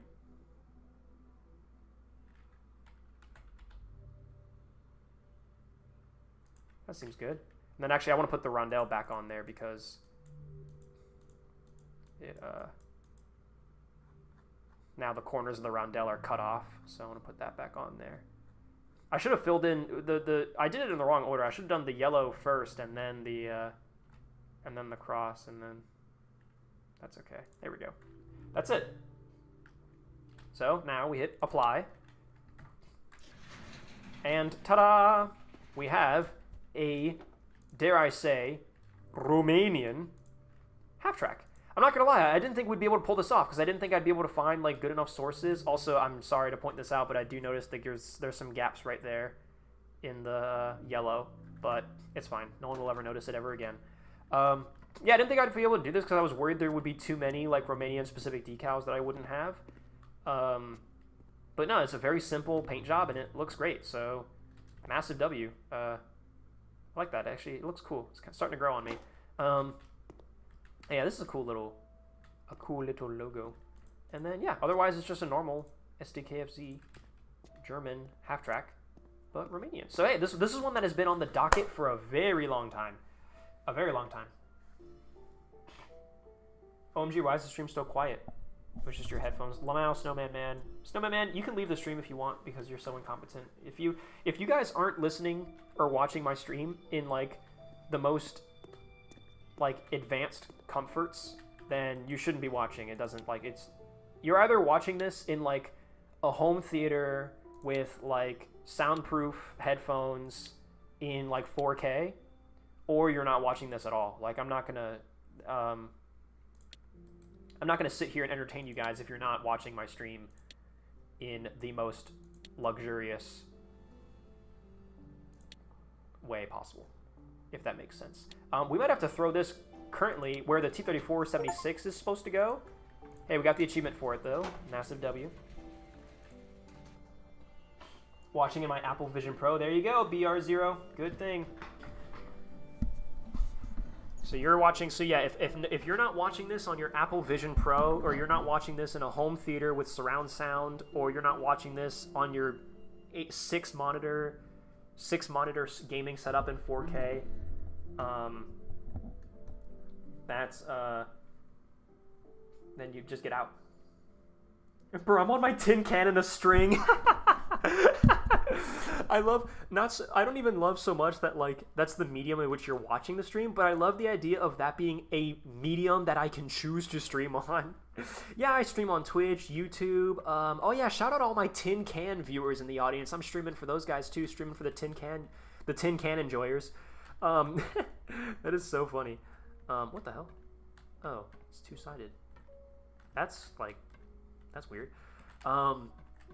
Cool, so this is where it's sitting right now, but I definitely want to. I think we need to move it because, shit, like where the fuck do we put it? The T-34 is supposed to go here. This is awkward. Oh, what's this for? Can I put the Panther on this?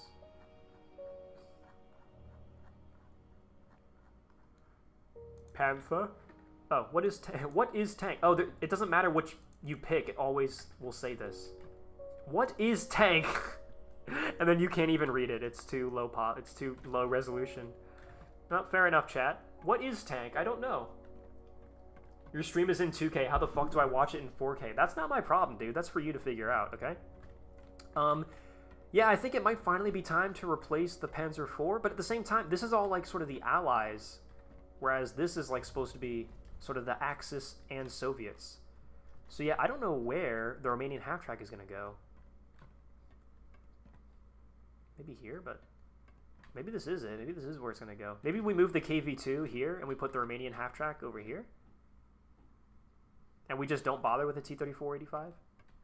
My museum's getting cramped, dude. I can't fit anything here. We want this to be safe for the T-34-76. That's like always what I wanted. That tank that we're never going to restore ever. Me watching on my phone in 144p. Bro, get out. Get out of the stream. Get out of here. Like, you shouldn't be here if you're not going to freaking watch it. Like, what the hell are you doing? Eddie, you could have made it post-changing sides Romania. Yeah, I think for now, just for the room, for space's sake, we should push the Gut Panzer IV out of here. I think, that was kind of the idea to begin with anyways. So, where is... Yeah, move... I wanted to move tank into... Alright, I have to do this from... No, not here. God damn it. Alright, tank manager. The museum and the warehouse. So which warehouse has... Here we go. And then my... Where is it? There it is. Pound Scout Wagon 4. Also from G. Move that in here. And then, yeah, I think we'll put the STKFZ 251 here instead. I did not mean to open the command console. And then, yeah, I guess it's kind of like an allied, like, post-switching sides. Allied vehicle. And now let's find the STKFZ on here. Hey, there she blows. Sonderkraftfahrzeug. Oh shit. Sonderkraftfahrzeug 251? Is that okay? Did I pronounce that right, guys? I definitely didn't, but it was worth asking. Nice. It looks beautiful. It looks really nice, actually. This is actually a really nice build. This came out really well. I like the paint job a lot. I like the color. I like that we have all the different shades of green. We've got like the true like U.S. Army olive drab, like that really rough olive drab. We've got the French slightly blued green. We've got this Romanian. This looks very like Balkan green, which I know Romania is not. Romania is not really the Balkans, right? Do people consider Romania to be in the Balkans? Or is that like, do Bulgaria and Greece and former Yugoslavia take all that credit? And then you have like the Australian tropic green. So I like that. And then also we have like the Italian sort of lighter Mediterranean green. What the shit? It's Minecraft noises. Get the hell out of here. Romania's Balkan? Okay. I'm sorry to hear that, Romania. I'm sorry that you have to deal with that. I knew that it was like its place on the map. Like Romania is just right above, Bulgaria and all that. But I was wondering if culturally or, if y'all Europeans consider that part of the Balkans.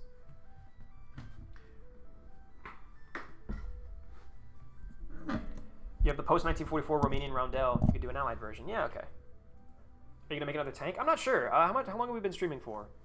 Almost 3 hours?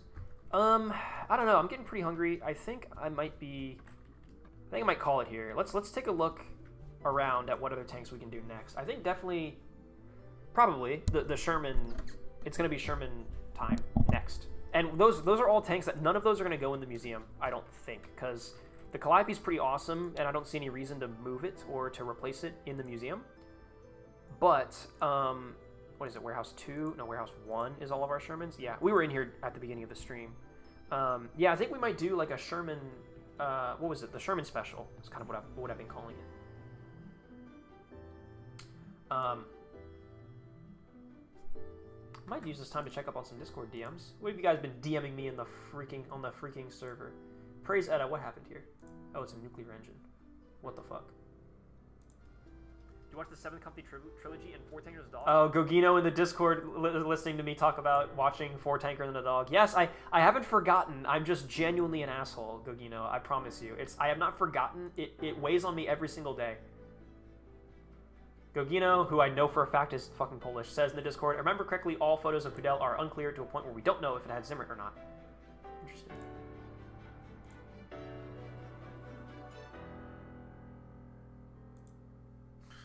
Somebody posted about Shrek 5 in the Discord. You want to tell Nomad Prod about that, not me. Ping Nomad. Ping Non-Sedentary Productions.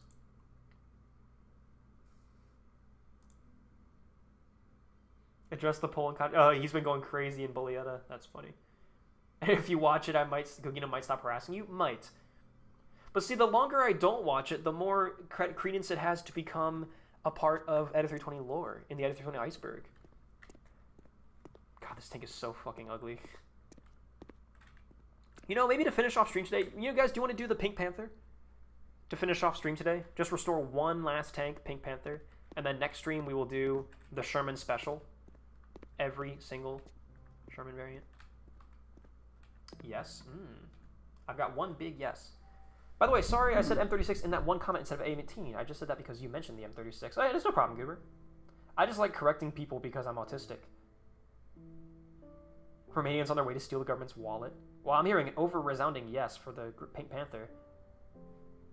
Both culturally and geographically, they're Balkan. Technically, a bit of their land is south of the Danube, which is usually the agreed border of the Balkans. Okay.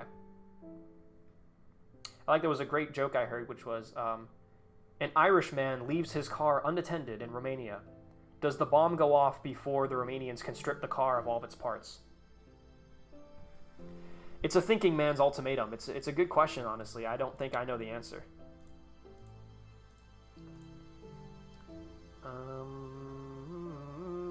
Wait, do we have a second Panther? I'm pretty sure we do. Oh, yeah, there it is.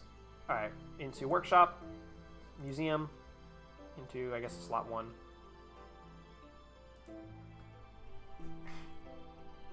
The Bourne Ultimatum. Play the theme when done with Pink Panther. Oh, that's so true. Is it copyrighted? It shouldn't be. If it is, that's going to piss me off.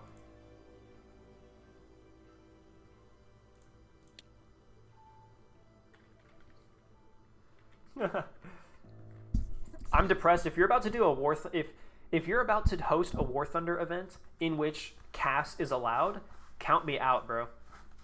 No fucking way. And what do you think of the Flacky the Flak bus? 8.8 centimeter flak with a funny face on the front. Cute. Gotta put all the Gup characters on it for weeby memes? I mean, maybe. Let's just build the Pink Panther first, and then we will see what additives we can have.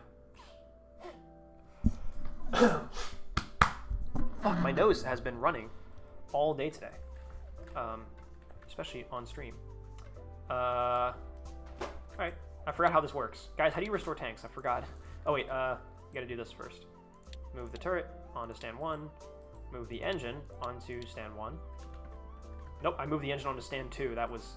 Why is that even an option, by the way? I don't even know why you can do that. Like, that just seems like, why would you ever want to do that? Whatever, I didn't make this game. Unfortunately, I didn't make this game. If I made this game, let me tell you what, if I made this game, things would be a lot different, let me tell you right now.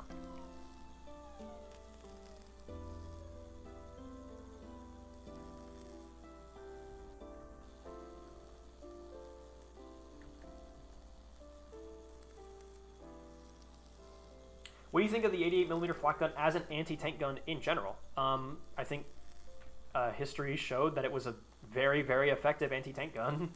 I think it was amazing. Well, maybe you should turn it off. Turn what off? Cass? Or what?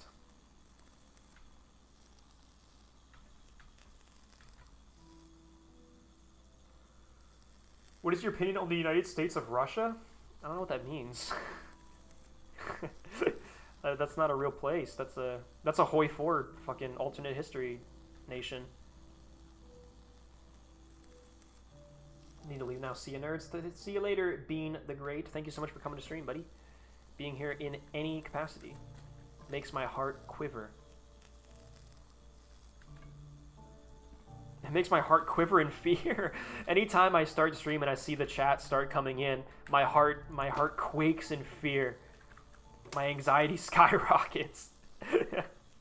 It's horrible. It's god-awful. I hate all of you. I hate streaming and I hate all of you. I'm just kidding, guys.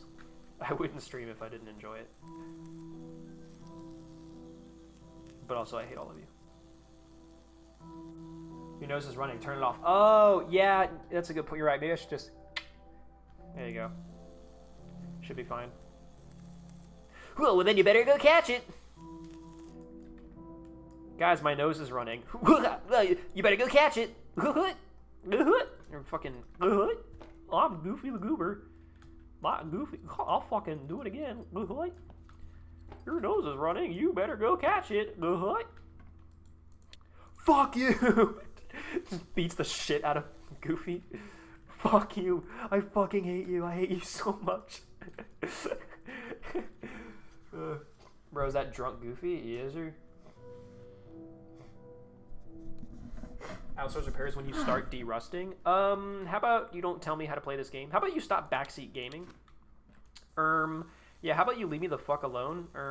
Yeah, how about you just, yeah, you can just get the hell out of here, dude. I'm just kidding. You have a very good point. I mean, I'll definitely, I'll get all the points, all the parts cleaned up before, they're set to go in. Duh. Sorry guys, this is my favorite song of all time. I'm not sure if you guys knew that, but this is actually, I like this song better than any song that's ever been played in my entire 22 years of being on this planet. This is my #1 absolute best favorite song of all time. Forget the fact that I saw the Red Hot Chili Peppers live. This is my favorite song ever. The fact that the Chili Peppers didn't play this at that concert in Virginia Beach, I mean, you know, not even a good band, to be quite honest with you. But this right here, this is my favorite song. That was either Drunk Goofy or Sonic on shrooms. Hey, I'm Sonic. Yeah, what are you doing here? Yeah, I'm on shrooms. Yeah, man, you want to fucking do fucking weed or something, dude? Hey, Amy, you want to get high as balls? No, Sonic, I really don't. Yeah, that's weird. I was just doing it with Tails the other day. It was pretty kind of fun. Please stop talking to me. Please leave me alone, Sonic. My family says I'm not allowed to talk to you anymore. Woody the Woodpecker? I don't know what Woody the Woodpecker sounds like. Eda's tripping balls. I am, dude, guys. I just so many fucking tabs of acid before I started stream today. It's not normal for me. Usually I go straight to LSD, but today I had a couple tabs of acid lying around, and I was just like, you know what, dude? I'm going for it, and I just figured, I haven't streamed in a week, so might as well make it a good one, right? Kick it off with a bang. Streamed too long, started tweaking. It just got to me. Yeah, it's actually, the longer I stream, the more crazy I fucking go. I lose my mind more and more. All the cognitive effort it takes to stream, it's just too much for me. I can't do it.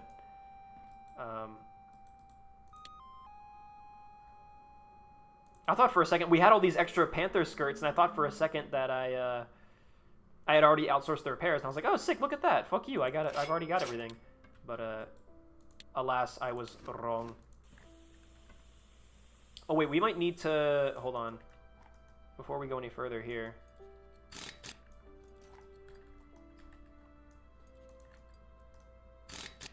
I'm gonna take this off and see what's good in here. Oh, that's all doing well. Okay, so it must be, so it should be fine then. I'm gonna put it all back on in that case. Yeah, it seems like when you do all the painting and priming and everything, it soaks through all the components and you kind of get everything anyways. So that's cool, I guess. Okay, cool. Keep sandblasting. Keep sandblasting.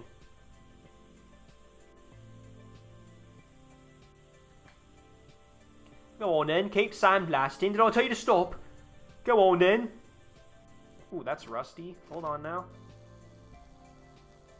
Yeah, it might be, maybe I should be using the little E feature every now and then to like check in on everything, make sure everybody's doing good, make sure everything's happy. Everything's looking spick and span, happy and healthy. Did I sell you acid on GTA or something? Yeah, that was me. Yeah, that guy that you sold acid to in GTA 5, that was me, man. Yeah, that guy? Yeah, that dude? Yeah, dude, that was me, yeah. Yeah, bro, you sold that acid to me, dude, that was me, yeah. So... selling acid to somebody in GTA 5. What, like GTA roleplay? Yeah, I do GTA roleplay as a drug dealer. Because in real life, I'm a very respectable working man. I'm a law-abiding citizen. So I have to be a drug dealer in GTA because it's the only way I can get off anymore. It's the only way I can come anymore. Selling drugs on GTA 5 just gives me a rush like no other. I have the safety of knowing that I'll never be caught by the real police, but I have the fear of knowing that I might be caught by the GTA roleplay police. And that just gets my rocks off like you wouldn't believe. I'm chasing that high. When I'm not sitting at my desk doing computer science, coding websites, and creating functions, I'm jerking off in GTA I'm jerking off while playing GTA roleplay, selling acid to people. Did that accurately describe you guys? We got Freaky 320 before GTA 6. Dude, can you believe that you guys got Freaky 320 before GTA 6? Do you guys think that I'll hit 1 million subscribers and have to do Femboy cosplay before we get GTA 6? Which one do you think will happen first? Because GTA 6 has already been announced. So the clock's ticking, guys. The clock is freaking ticking.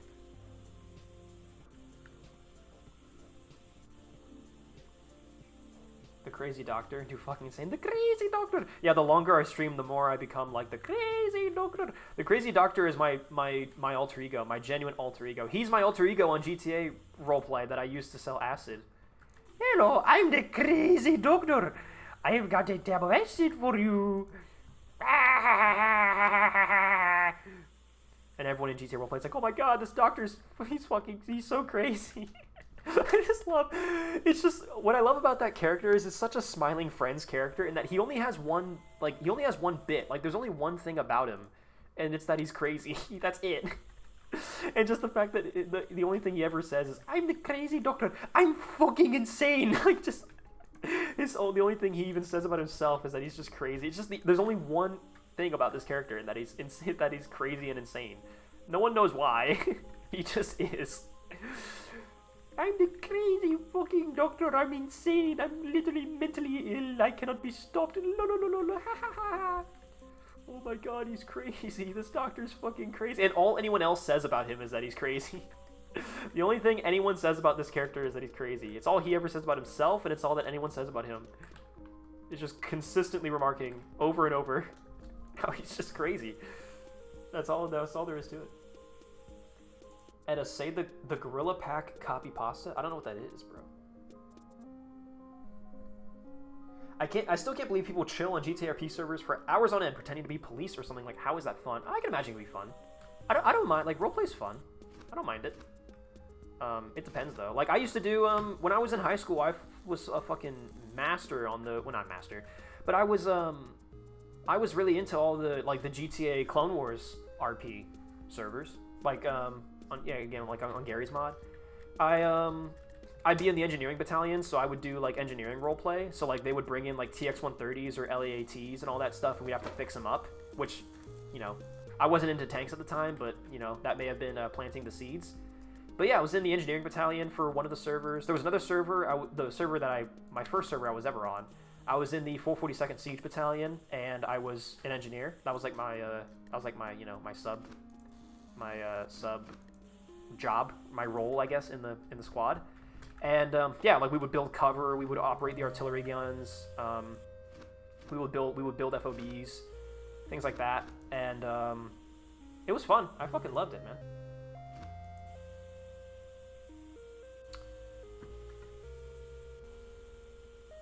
Hold on a minute, what's this now? Yeah, I might have to take off the roof again for this. Just paint it real quick.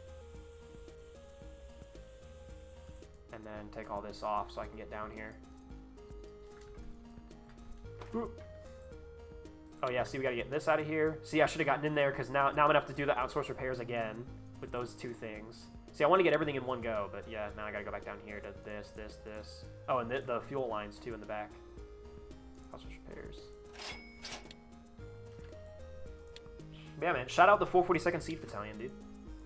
They're still my favorite regiment in Star Wars because of that. Also, I like their armor. Their armor is literally the same pattern as the 212th Attack Battalion, but green. And green is my favorite color, so hell yeah. Yeah, man, I made a lot of good memories on those servers. And yeah, that second server, I should have said that the second server I did where I was like in like an engineering like regiment, like the whole regiment was like an engineering battalion. On that server, I became CO. I was the CO of that regiment. Alright, I don't think there's anything back there that I need to prime. So I got like really high up in the ranks on that server in particular. I misheard engineering RP as edging RP and got confused for a second. Well, that's a separate hobby. I don't talk about that on YouTube too much, except for when I do. But that's different. That's getting a little loud here. No, the edging RP, that's different, guys. That's a whole other ball game. That's like you know, that's like level 60, you know. We're talking about like level 10 and shit right now, you know. You have massive brain rot? Thank you. Thank you very much. I appreciate that.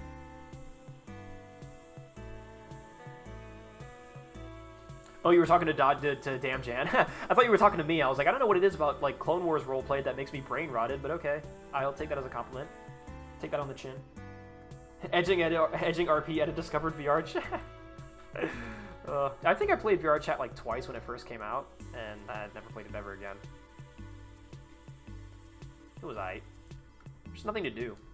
I mean, I guess the whole point is that it's chatting. You're supposed to chat with other people and make friends, and it's supposed to be like the virtual world that you live in. So, I personally not interested in that. I went in there and I was like, where's like the guns and where's like the levels and the achievements and where's like the enemy types that you shoot? And people were like, you don't do that. It's like because people were like Gary's mod. People were like, it's like Gary's mod in VR, and I was like, oh, sick. So like we joined up, and then I was like, well, where, you know, like what happened? Where is it? Where's the Clone Wars roleplay in VR? Where, guys, where is it? I was promised Clone Wars roleplay in VR. I've not even touched that game in like, since it came out. Green is your favorite color? Name every green hex code? I don't have to prove shit to you, so how about you back the fuck off? Basically, you're not my dad, so I don't even know why you're talking to me right now. That's kind of weird. I think the turret is 100%. Did the turret have 100% of all components, just like already donezo?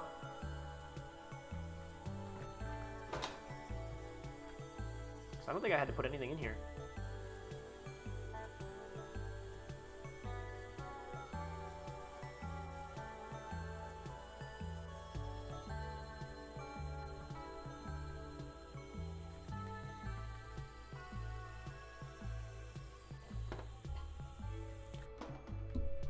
Is that your favorite hobby besides tanks? What do you mean, like roleplay?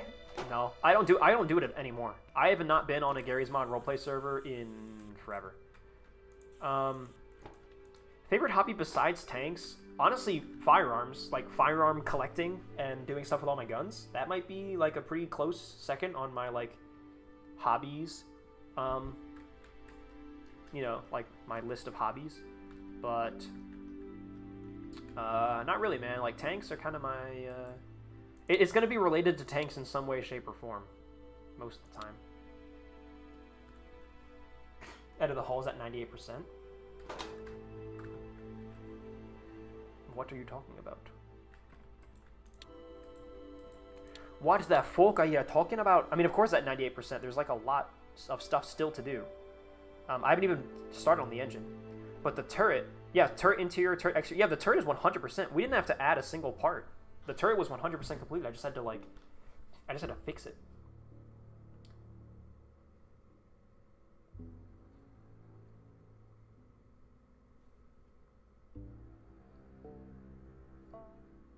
Eddie, read that extremely late. Thank you. Favorite gun? Ooh. Probably Mauser broom handle might be one of my favorites. It's so, like, that's got to be one of my unattainable dream guns. I don't think I'll ever get my hands on one of those, but, God, I would love to own one. I would love to own a C96 Mauser broom handle. That would be incredible. With the stock and everything, oh, that would be so fucking cool. Obviously, I do generally, I love the Lee Enfield. I think it's a very cool looking gun.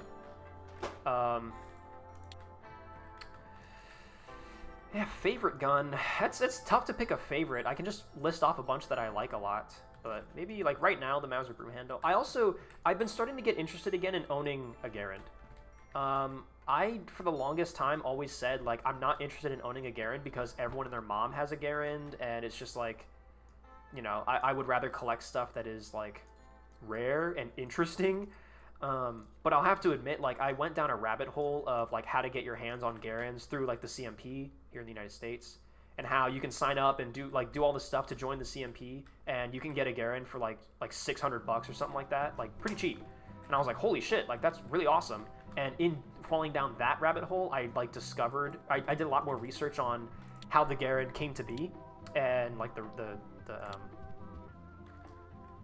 history behind it, the development history behind it. And of course, it scratched all the same itch that tanks do for me in, like, firearms development history. So I was like, oh, like, this is pretty fucking cool. And now I want one. So I would like to get a Garand. I think the next rifles I really want to collect are a Garand and a 1903 Springfield. But those two would be amazing because I want to get, like, American. I mean, I do have an American. I've got the Winchester 1897. I've got an SKS. I'd like to get an AR or an AK. I mean, those would be fun, but yeah, I think the C96 is, like, the current unattainable. Like, I don't know if I'll ever get my hands on one, but if I could, that'd be amazing. And then sort of the more realistic, like, what I have my eyes on right now would be a Garand and a Springfield, a 1903 Springfield. I need to get, like, a nice revolver, too. I don't know, like, any revolvers that I can get my hands on. Like, I guess like a Webley's the basic answer, right? Like, you want a Webley. We all want Webleys. I feel like I want, like, a French revolver. Wouldn't that be weird? Wouldn't that be interesting? Like, oh yeah, I got a revolver. Oh cool, yeah, like American, like a cowboy Western revolver. No, it's French. It's like, oh wow, that's really interesting. Either that or, I guess I would get, like, a single action army. That would just be undeniably cool. Ooh, a lever gun would be so nice as well. I've never had a lever gun before. I've never even shot a lever gun before. A lever gun would be so badass.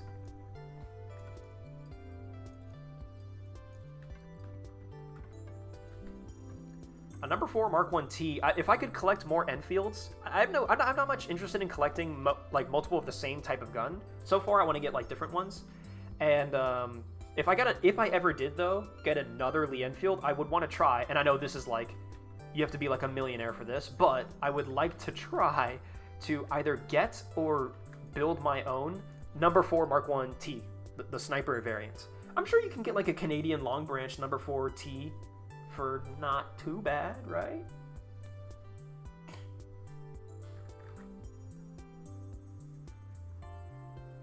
Seen the Wendigo N16 video? Yes, I just went on a big rant about it earlier in the stream. About how he unfortunately got a lot of things wrong. In my opinion, after watching Wendigoon made his video on the M16, and then afterwards I found another video of another YouTuber who debunked Wendigoon's video and was like, no, like, I don't believe that the US government sabotaged the M16. Wendigoon, like, got a lot of things wrong in this video, and I'm going to go through them. Here are the things I got wrong. He opened up a book. He opened up, like, actual archive, papers from the time, trials, bunch of stuff. And he talked about it excessively about, like, yeah, like, I don't think Wendigoon got this right. I think this was a miss on his part.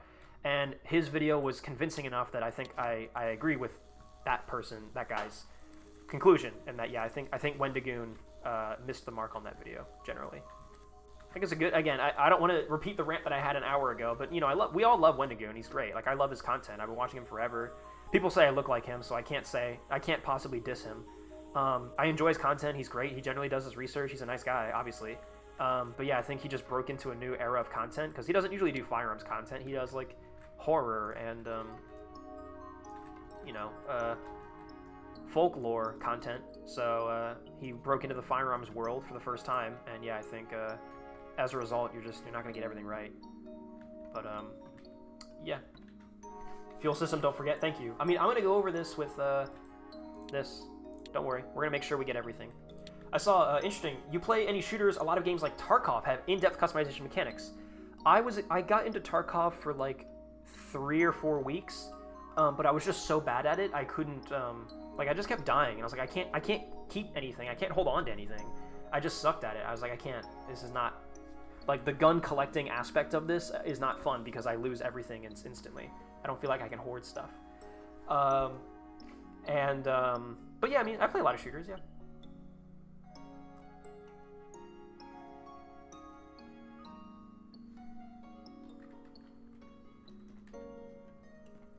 Ever watch the Unsubscribed podcast? Is that the one with like Donut Operator and Eli and sometimes Brandon Herrera jumps on there every now and then?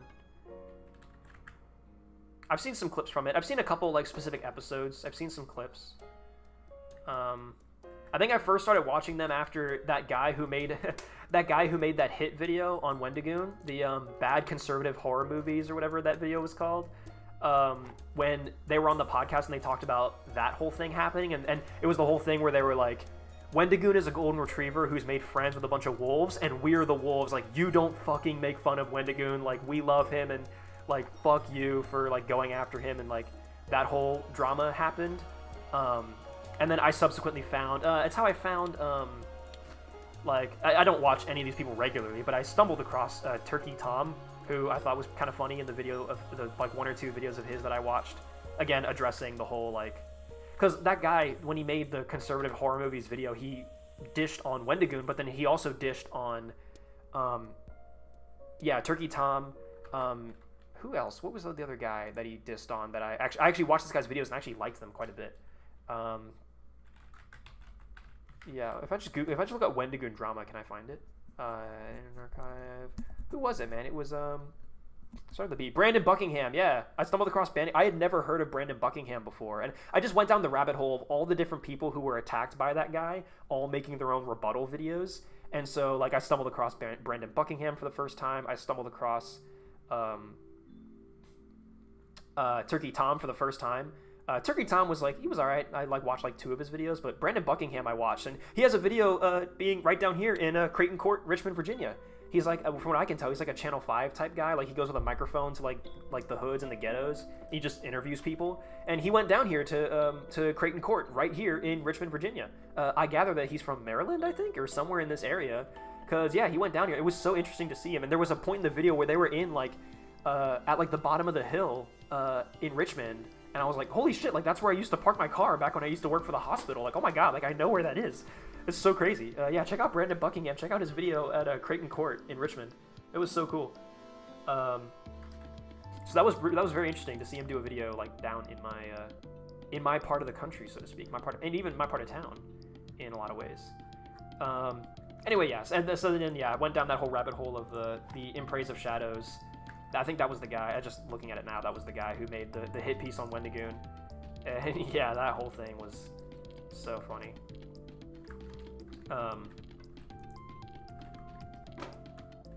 And yeah, so I also watched the Unsubscribed podcast. I found the Unsubscribed podcast through that as well. Just that whole drama came up. Because I think I was watching Wendigoon at the time. So the YouTube algorithm was like, Wendigoon, this involves Wendigoon, and you've been watching him recently, so like, get in on this shit. And I was like, and of course, I mean, anytime you hear, I mean, we're all human beings. Anytime you hear drama, Wendigoon is under attack by some guy, and everyone's ganging up on him. Which is also another reason why I want to be very respectful when I say that I disagree with Wendigoon's M16 video, because if I say the wrong thing, the entirety of the gun YouTube world will descend upon me with a vengeance. And I love all those guys. I love Brandon Herrera is like one of my favorite. Like, I fucking love Brandon Herrera. Grand Thumb's pretty cool. Like, I chill with him. In terms of like, I fuck with his content. Like, I love gun YouTube because I am starting to really become a gun enthusiast. Jonathan Ferguson, Ian McCullum, like, I love all those guys. So if I piss those guys off by saying I disagreed with Wendigoon's video, I would be so sad, because I actually would love to do a collab with some of those guys one day in a million years. I'd love to go to Brandon Herrera Creator Range Day. That would be so much fun. And I love, like, you know, like Brandon Herrera or like those guys will like sometimes they'll go to like drivetanks.com and they'll do videos out there. I would love for them to like bring me in for one of those and be like, yeah, we're gonna like shoot a ballistics dummy with a tank shell. But before we do, Eta320, why don't you come in here and tell us like what is this tank that we're looking at today? Wouldn't that be cool? Wouldn't that be awesome?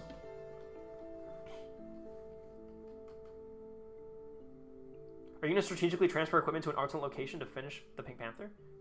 What? No? I don't know what you mean by that.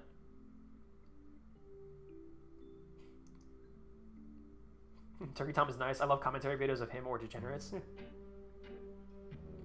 Any thoughts on the steam tank from Warhammer? I know nothing about it. I don't know anything about Warhammer tanks.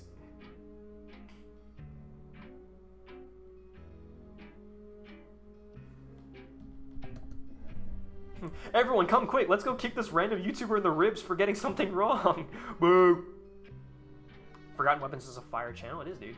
I love him. I've been watching Ian McCullum for a very long time.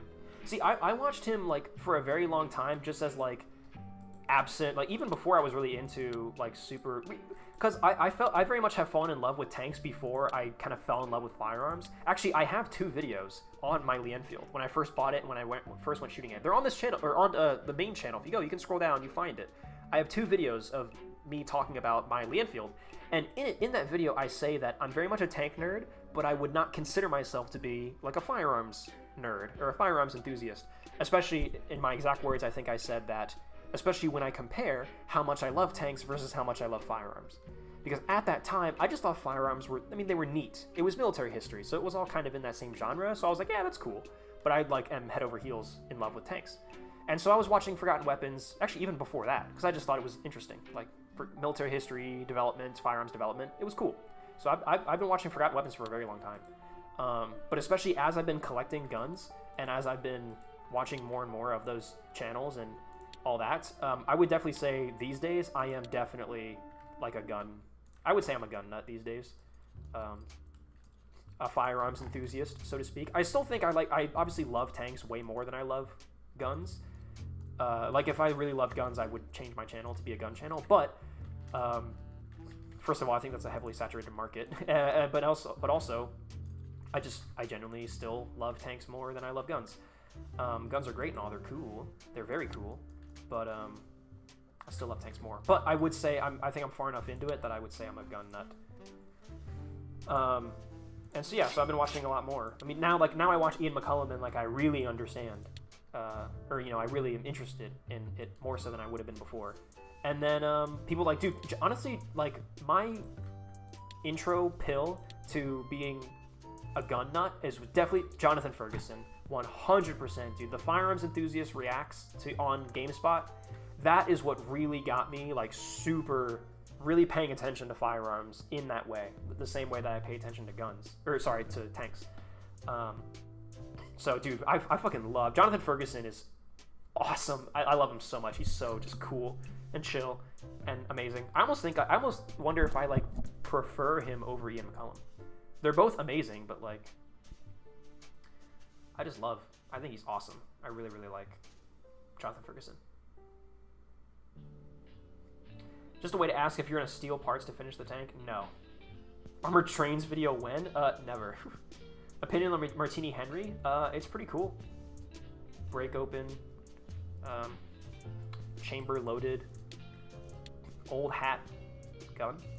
It's pretty neat. I don't know, like, you know, I'm not an expert on it or anything, but it's pretty cool. Okay, track conditions. Let's go ahead and fix up the tracks. Or put the tracks on, I think. I think we're about done, man. I've been stalling for time. Too much. I've been ranting. I've been yapping. Too much even for my tastes.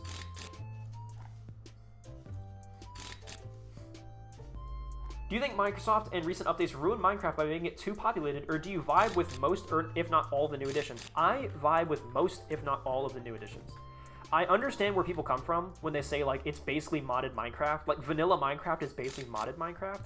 And I understand that, but I don't think Minecraft suffers from feature bloat, so to speak, because I think it's just like, I don't know, like it's just, if there's nothing that you can use, then just don't use it. Like you can still play normal vanilla Minecraft. I think what's important is that they haven't, like, they've been adding new things, but they haven't like taken away the core. Like, Minecraft is still Minecraft. It's not like, other than you could say like the combat overhaul, like that fundamentally changed the way that combat was done in Minecraft, which, by the way, I like the Minecraft overhaul. I think spam clicking is fucking boring as hell. I never played on any of those like Minecraft PvP servers, so I was never like a sweat with Minecraft combat. I think the shield is cool. I think the swiping is cool. I like the new combat system. I think it's great. I enjoy it. Yeah, I generally, I don't think they've ruined Minecraft, not by a long shot. You can definitely say that there are some things they've added that you're kind of like, meh. Like, I don't think they needed to add that. And I mean, okay, sure. But I would be hard pressed to say that they've ruined the game or given it like feature bloats. Like, there's too much stuff. I don't think I agree with that, to be quite honest. It still feels like Minecraft. Why are you still working on Panthers? I'm doing a Pink Panther as a meme. I'm trying to find, there's something here that is not done. Paint, assembly. Oh, there's a part that we're missing. Oh, here we go. The shock absorber B. Oh, shit. Oh, that's right. I took this out and I forgot to put it back in. Ooh, paint. Damn it, we're still missing paint. Fuck, not again, dude. What? Why is it? What is it with the Panther? I can't freaking get the Panther, like, painted. What's wrong with me? Chad, is there something wrong with me? Is there fundamentally something not okay with my brain? Is it in the turret again? It's gotta be in the turret again. Surely. It's not under here. I just checked down here, right? Yeah. It's not up here. It's gonna be like some fucking small thing, dude. If any of y'all in chat see it, like, let me know. It's gonna be blue, whatever it is. But I would say get inside of it. Get inside the, I guess, the loader's position. Let's just check. No. The gunner's position? No. The driver's position? Ah, there it is. There she blows. Huzzah! The crossbeam. Damn you. Damn that crossbeam. That wretched crossbeam. Yarg. Yarg, I shake my fist at thee. Alright. Ta-da! Another 100% completed Panther. Jonathan Ferguson, keeper of firearms and artillery at the Royal Armories in the UK, which houses a collection of thousands of iconic weapons from throughout history. So fucking true, Deadly Bacon.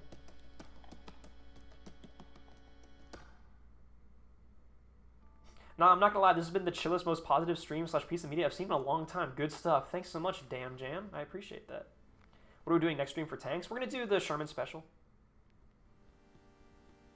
How much longer are we going? We're gonna paint this pink and then we're done, okay? Look, guys, we've been at it for a while. How long have we been streaming for? 3 hours and 21 minutes. How's the, Okay. I was gonna say, how's the quality of the stream? Because I just got an OBS, like the little, the bitrate on OBS went from green to yellow, so I'm just, you guys, like, are we lagging or anything? Anything bad? Where are the MG34s? Oh, good point. Yes, that's actually a good point. Let's fix that. Resupply. Oh, we can resupply all the, Oh, it says there's one in there. Okay. Okay. There were not, I can tell you what. Resupply. Mount. Mount. Boom! Okay, resupply. Let's just put AP. We're gonna arm up the Pink Panther. It may be pink, but it is still a panther. And it can still kick some serious ass if it wants to.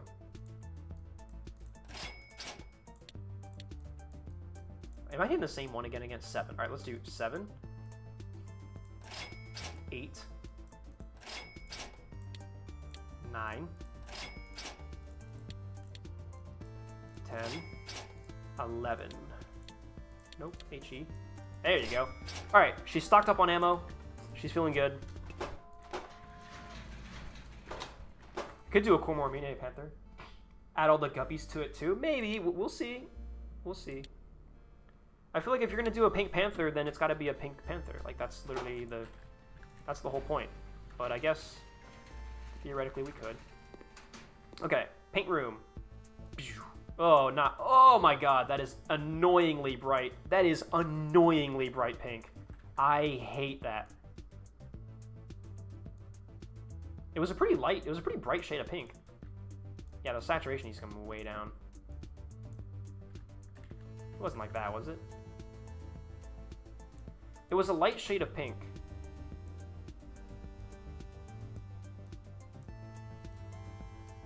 Yeah, it was like this. What do you think, huh? Pull up reference photos? It would be fucking ridiculous. It would be ridiculous. You should only have the front two skirts on it, please. Why?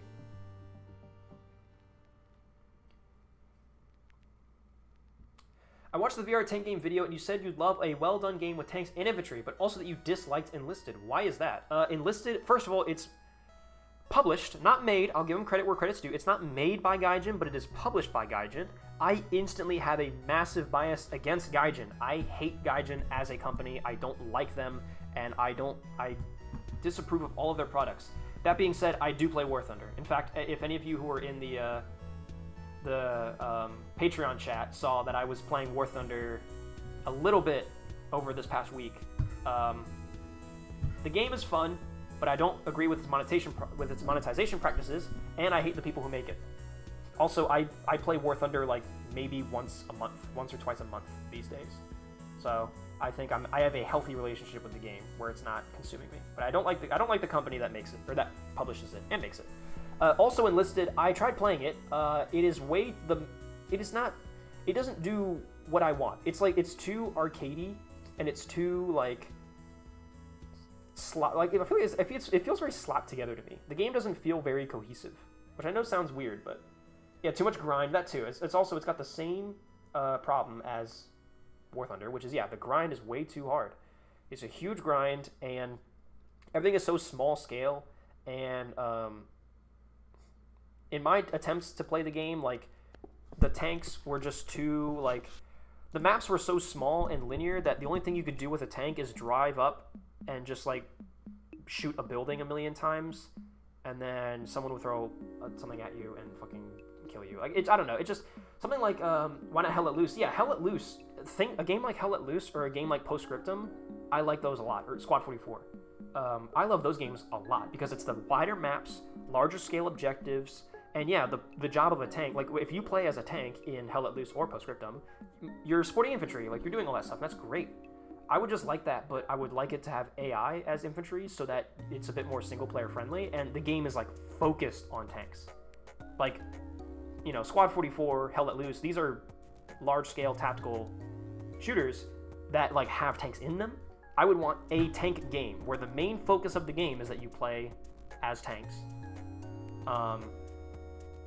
Like that is the majority of the gameplay, but like it is large scale, it is objective based, it is strategic, and it is in support of infantry, while also destroying other tanks and whatnot. But yeah, I just feel like Enlisted is too arcadey, too small scale, too much of a grind. It's not what I envision when I envision the tank game of my dreams. And Hell Let Loose, honestly, Hell Let Loose, I just prefer Squad 44. I always have, man. I played Postscriptum when it first came out. I fucking loved it. Still love it. Hell Let Loose came out, and I instantly saw it, and I was like, this is just a copy of Postscriptum. Like, what the fuck? And then it became wildly more popular, and I was like, yeah, whatever. I still played Postscriptum, and then the game died, and I was like, man, that sucks. And then it came back, and now it's, like, doing amazing. Like, I've just always preferred Postscriptum, Squad 44. I've always thought its graphics were better. I've always thought its sound design was better. I've always thought it was better. I've always been a Postscriptum pilled. Yeah, hold on. Let's put on... Is this going to be copyrighted, chat? Theme song. Ooh, it might be copyrighted, but let's find out. Ooh. Ooh, it is. It is copyrighted. What about this version? I don't know what that is. That is... Yep, that is copyrighted. By Henry Mancini. Or Henry Mancini.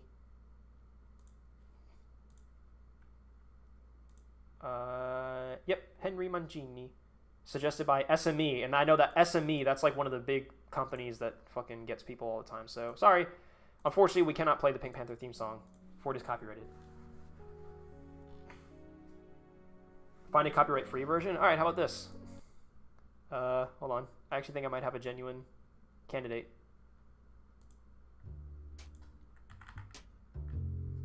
Huh? Not bad.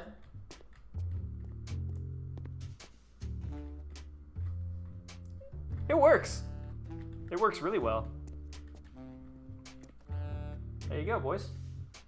I think that's it. That is a Pink Panther. If I've ever seen one, that is a Pink Panther. It's 3 a.m. 1 a.m. in the UK. 3 a.m. for some of you. Damn, y'all. Close enough, thank you. Kevin MacLeod's sneaky music. No. All right, put Gup. All right, do we want to put Gup decals on this, or do we just want to leave it as a Pink Panther? And that's all there is to it. It's just Pink Panther. I feel like the real Pink Panther was a bit more... Hold on. Yeah, here we go. I think it was a bit lighter. Yeah, it was a bit more like this, I feel like. Yeah, this looks a bit more like it. Leave it. Pink Panther, leave it. Okay, most people want to leave it. Lamborghini, you are heavily outvoted. Heavily outvoted.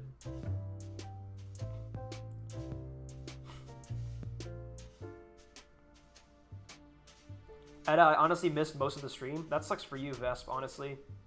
You should probably go stick a wedge up your ass. Sorry, that's an insult from, I got that from Hat Films. Shout out Hat Films, by the way, dude. Rest in peace, they'll never reach 1 million subscribers.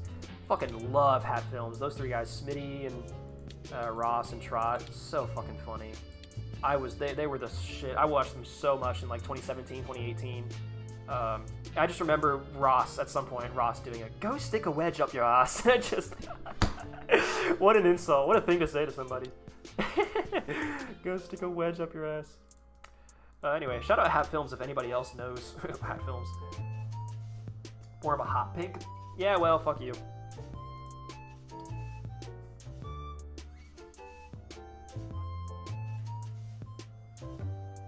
Out-of-pocket moments, so true. Kevin MacLeod is the best music artist ever. I don't know if I would go that far, but I can see where you're coming from, I think. He's contributed quite a lot to YouTube music, but there it is, Pink Panther. So yeah, we did a Pink Panther. I guess this should probably go actually in a different... Hold on. This Pink Panther should probably go, yeah, in here.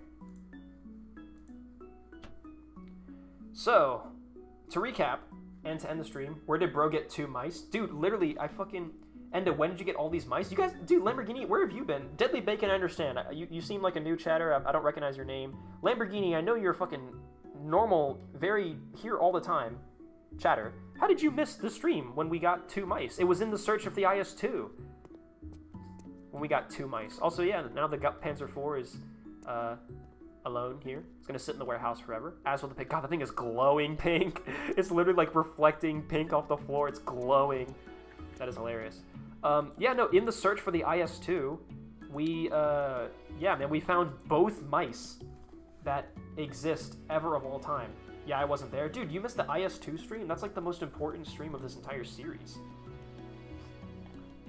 Yeah, during the we spent hours trying to find an IS-2, digging one out of the ground naturally. And in that search, we found 2 mice, both mice that exist in the world. We found both of them. We found 2 Goliaths, and just a lot of other tanks. And yeah, did a little Grozin Panzer Kormormine Goliath, which I think is freaking adorable. We have another one that I don't know what I'm going to do with it. We found 2 Tigers and a Tiger II. We found both of those Panthers. We found all of our Shermans. We got fucking everything. The IS-2 stream is like the climax of the series. Yeah, literally, it's like it's like the Empire Strikes Back. It's like Luke battling Vader on Bespin, dude. Do they have the E-100? No, they do not. They only have tanks that like actually existed. Yeah, we got this Panzer III. We got those 2 Panthers. We have 2 Tiger 1s. Count them, 2 Tiger 1s. In addition to the 1 Tiger 1 that we already have. And yes, people in chat are calling out, you're right, we do still need a Panzer II, and that's actually almost even more incredible. During all of that, you can go back and rewatch all the efforts to get an IS-2, digging one out of the ground. During all of that, we never truly found an IS-2 in the ground. Remember, we found it in the backyard. So we never truly dug an IS-2 out of the ground, and, very fair, as you're calling out in chat, we never found a Panzer II. So the Panzer II is also, like, seemingly an incredibly rare tank, I guess? I don't know. But we got the Tiger II. That's awesome. I think I want to make Erica. I think I want to make this Erica's Tiger II from Girls in Panzer. I think that would be pretty cute. And then, yeah, actually, speaking of, let's go to the yard and let's just see if we can find anything. Let's see what the yard offers us today. Yeah, check backyard, yeah. Tiger 2P? No, it's a Tiger 2. That one's a Tiger 2. Tiger 2P is not a real thing. Well, the VK 45.02P is a real thing. But by the time it is adopted as Tiger 2 and put into production, it's Henschel. It is Henschel the whole time. So Tiger 2P is not technically correct. Hey, another fucking jumbo. These things are a dime a freaking dozen. These things are, like, not rare at all. We found so many millions of these stupid things. Otherwise empty, so yay.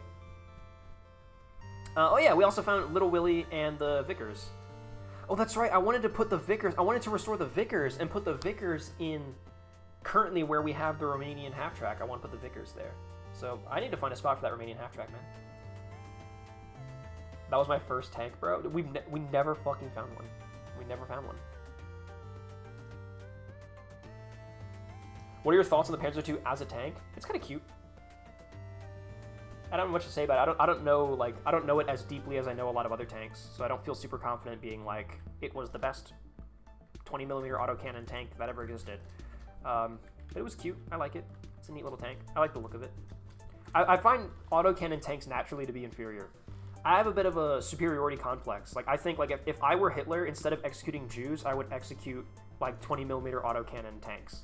Like, I think they are naturally, like, of a lesser race, you know?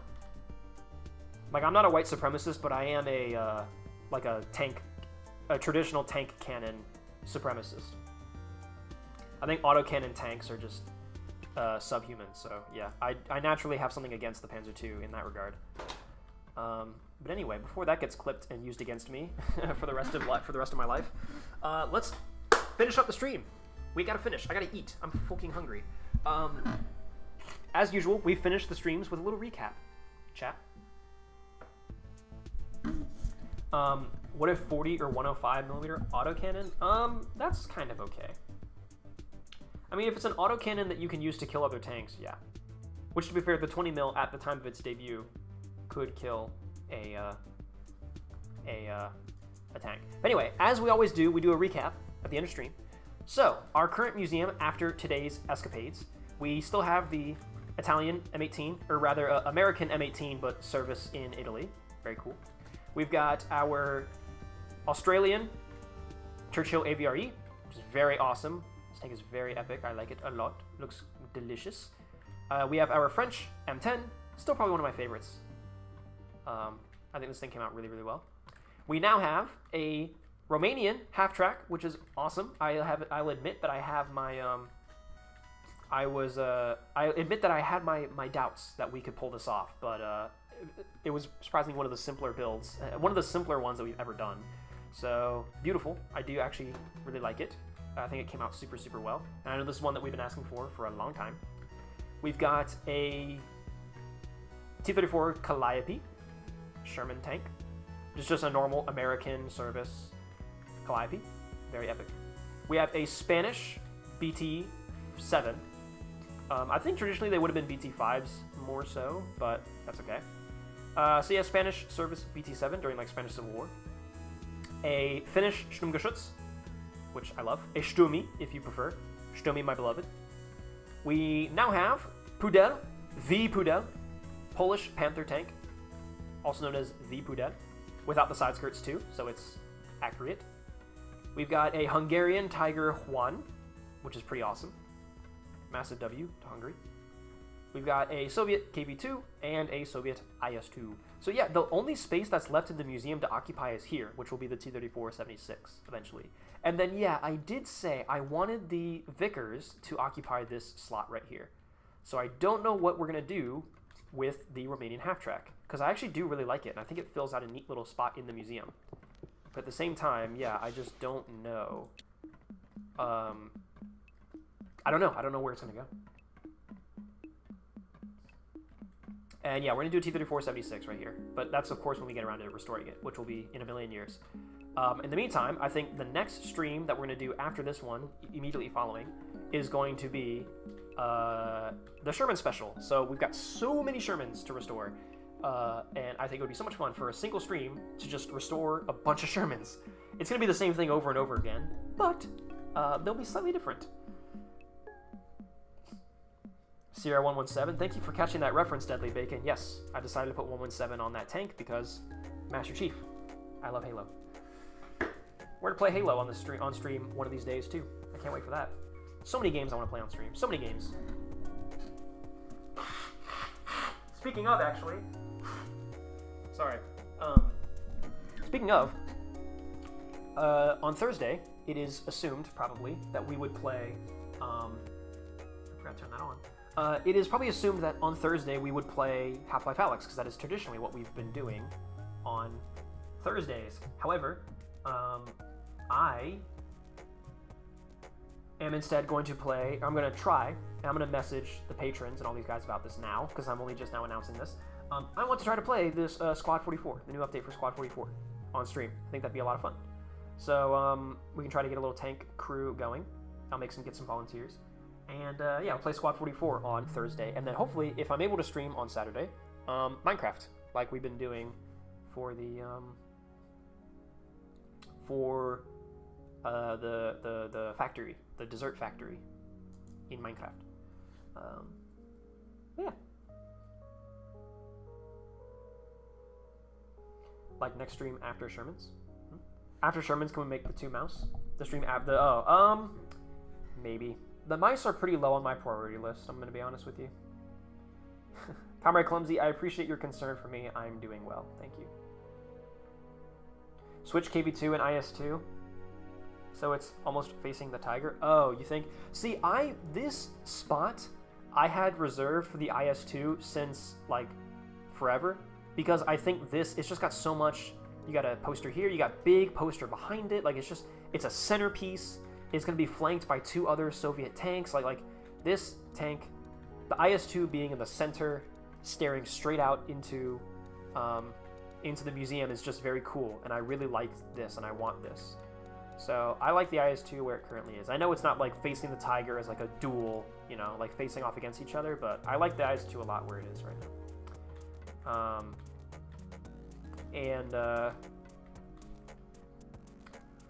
Yeah, I'll admit that the Panther has taken up a lot of room here in the center, and it's kind of like, you know, taking some room from the IS-2. I kind of feel bad. Like, I feel like it should be moved forward just a little bit because it's kind of in the way. But whatever. It's a good spot. This is always where we had plans for it. OSHA hazard because of the barrel. Yeah, yeah. The barrel's gonna KO every guest going by. Yep. Bong. Yeah, that's actually, yeah, literally. Yeah, I'm literally hitting my head on the barrel. So yeah, we should probably elevate it at least a little bit. But nope, you can't do that in this game. So boohoo. Yeah, you can't like turn the turrets or anything. Like position the tanks in different ways.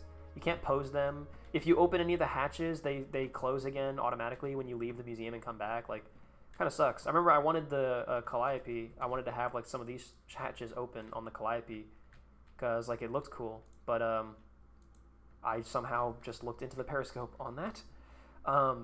Yeah, but then, yeah, I left the museum, came back later, and then all the hatches were closed again. So I was like, man, what the fuck? What's the fucking point? But anyway. Cool. All right, guys. Well, I think that is going to be about it for today's stream. Thank you guys so much for coming out. I will leave it here on the Hungarian half track. Thank you guys so much for coming to stream. I need to eat food and get ready for working on videos. I gotta do more research. I gotta finish up, keep writing the script for the M3 Lead documentary, which I'm very excited to work on. Vesp, quick, Vesp, you have 5 seconds. Go. What is it? You said Eta wait. What is it? Tell me quick.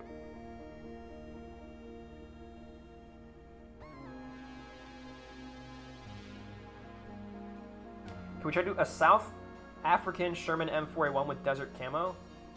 I don't think South Africa didn't use the Sherman during World War II, did they? I don't think they did. We can do like a North Africa, like a British Sherman, like a M4A1 British desert camo in North Africa. So we can probably do that. But anyways, yeah, not the stream, not any of this. I need to end this. Thank you guys so much for coming out to stream tonight. We're gonna save the game. Bonk. Save the game. Cool. I'm actually not gonna let the next track play. I'm gonna go. So good night, everybody. Thanks, Europeans, Euro Bros, for being here for an extended period of time. As always, thank you so much for watching. VOD viewers, go ahead and hit the like and subscribe, do all that fun YouTube stuff if you haven't already. Check out the main channel if you haven't checked out the main channel. Upload coming out again at the end of this week, Saturday. I've got weekly uploads going yet again. It's exciting. Donate to the stream if you'd like to help me fund ammunition for shooting guns video that's going to happen in the fall. It's going to be a really cool video. I'm very excited about it. Again, leading into my my interest nowadays in firearms and kind of introducing firearms to the channel, but not like I'm not switching over to gun content. Don't worry. But I have guns and I think they're cool and I want to show them off. So, but yeah, I think that's about it that I've got for me. Thank you guys again for coming by and have a good night. Have a good day, and I will see you in the next stream, in the next video, whatever it is that you watch of me in which you see my face next. I will see you again vicariously through that medium. I don't know what that means, guys. Get the hell out of here. Bye.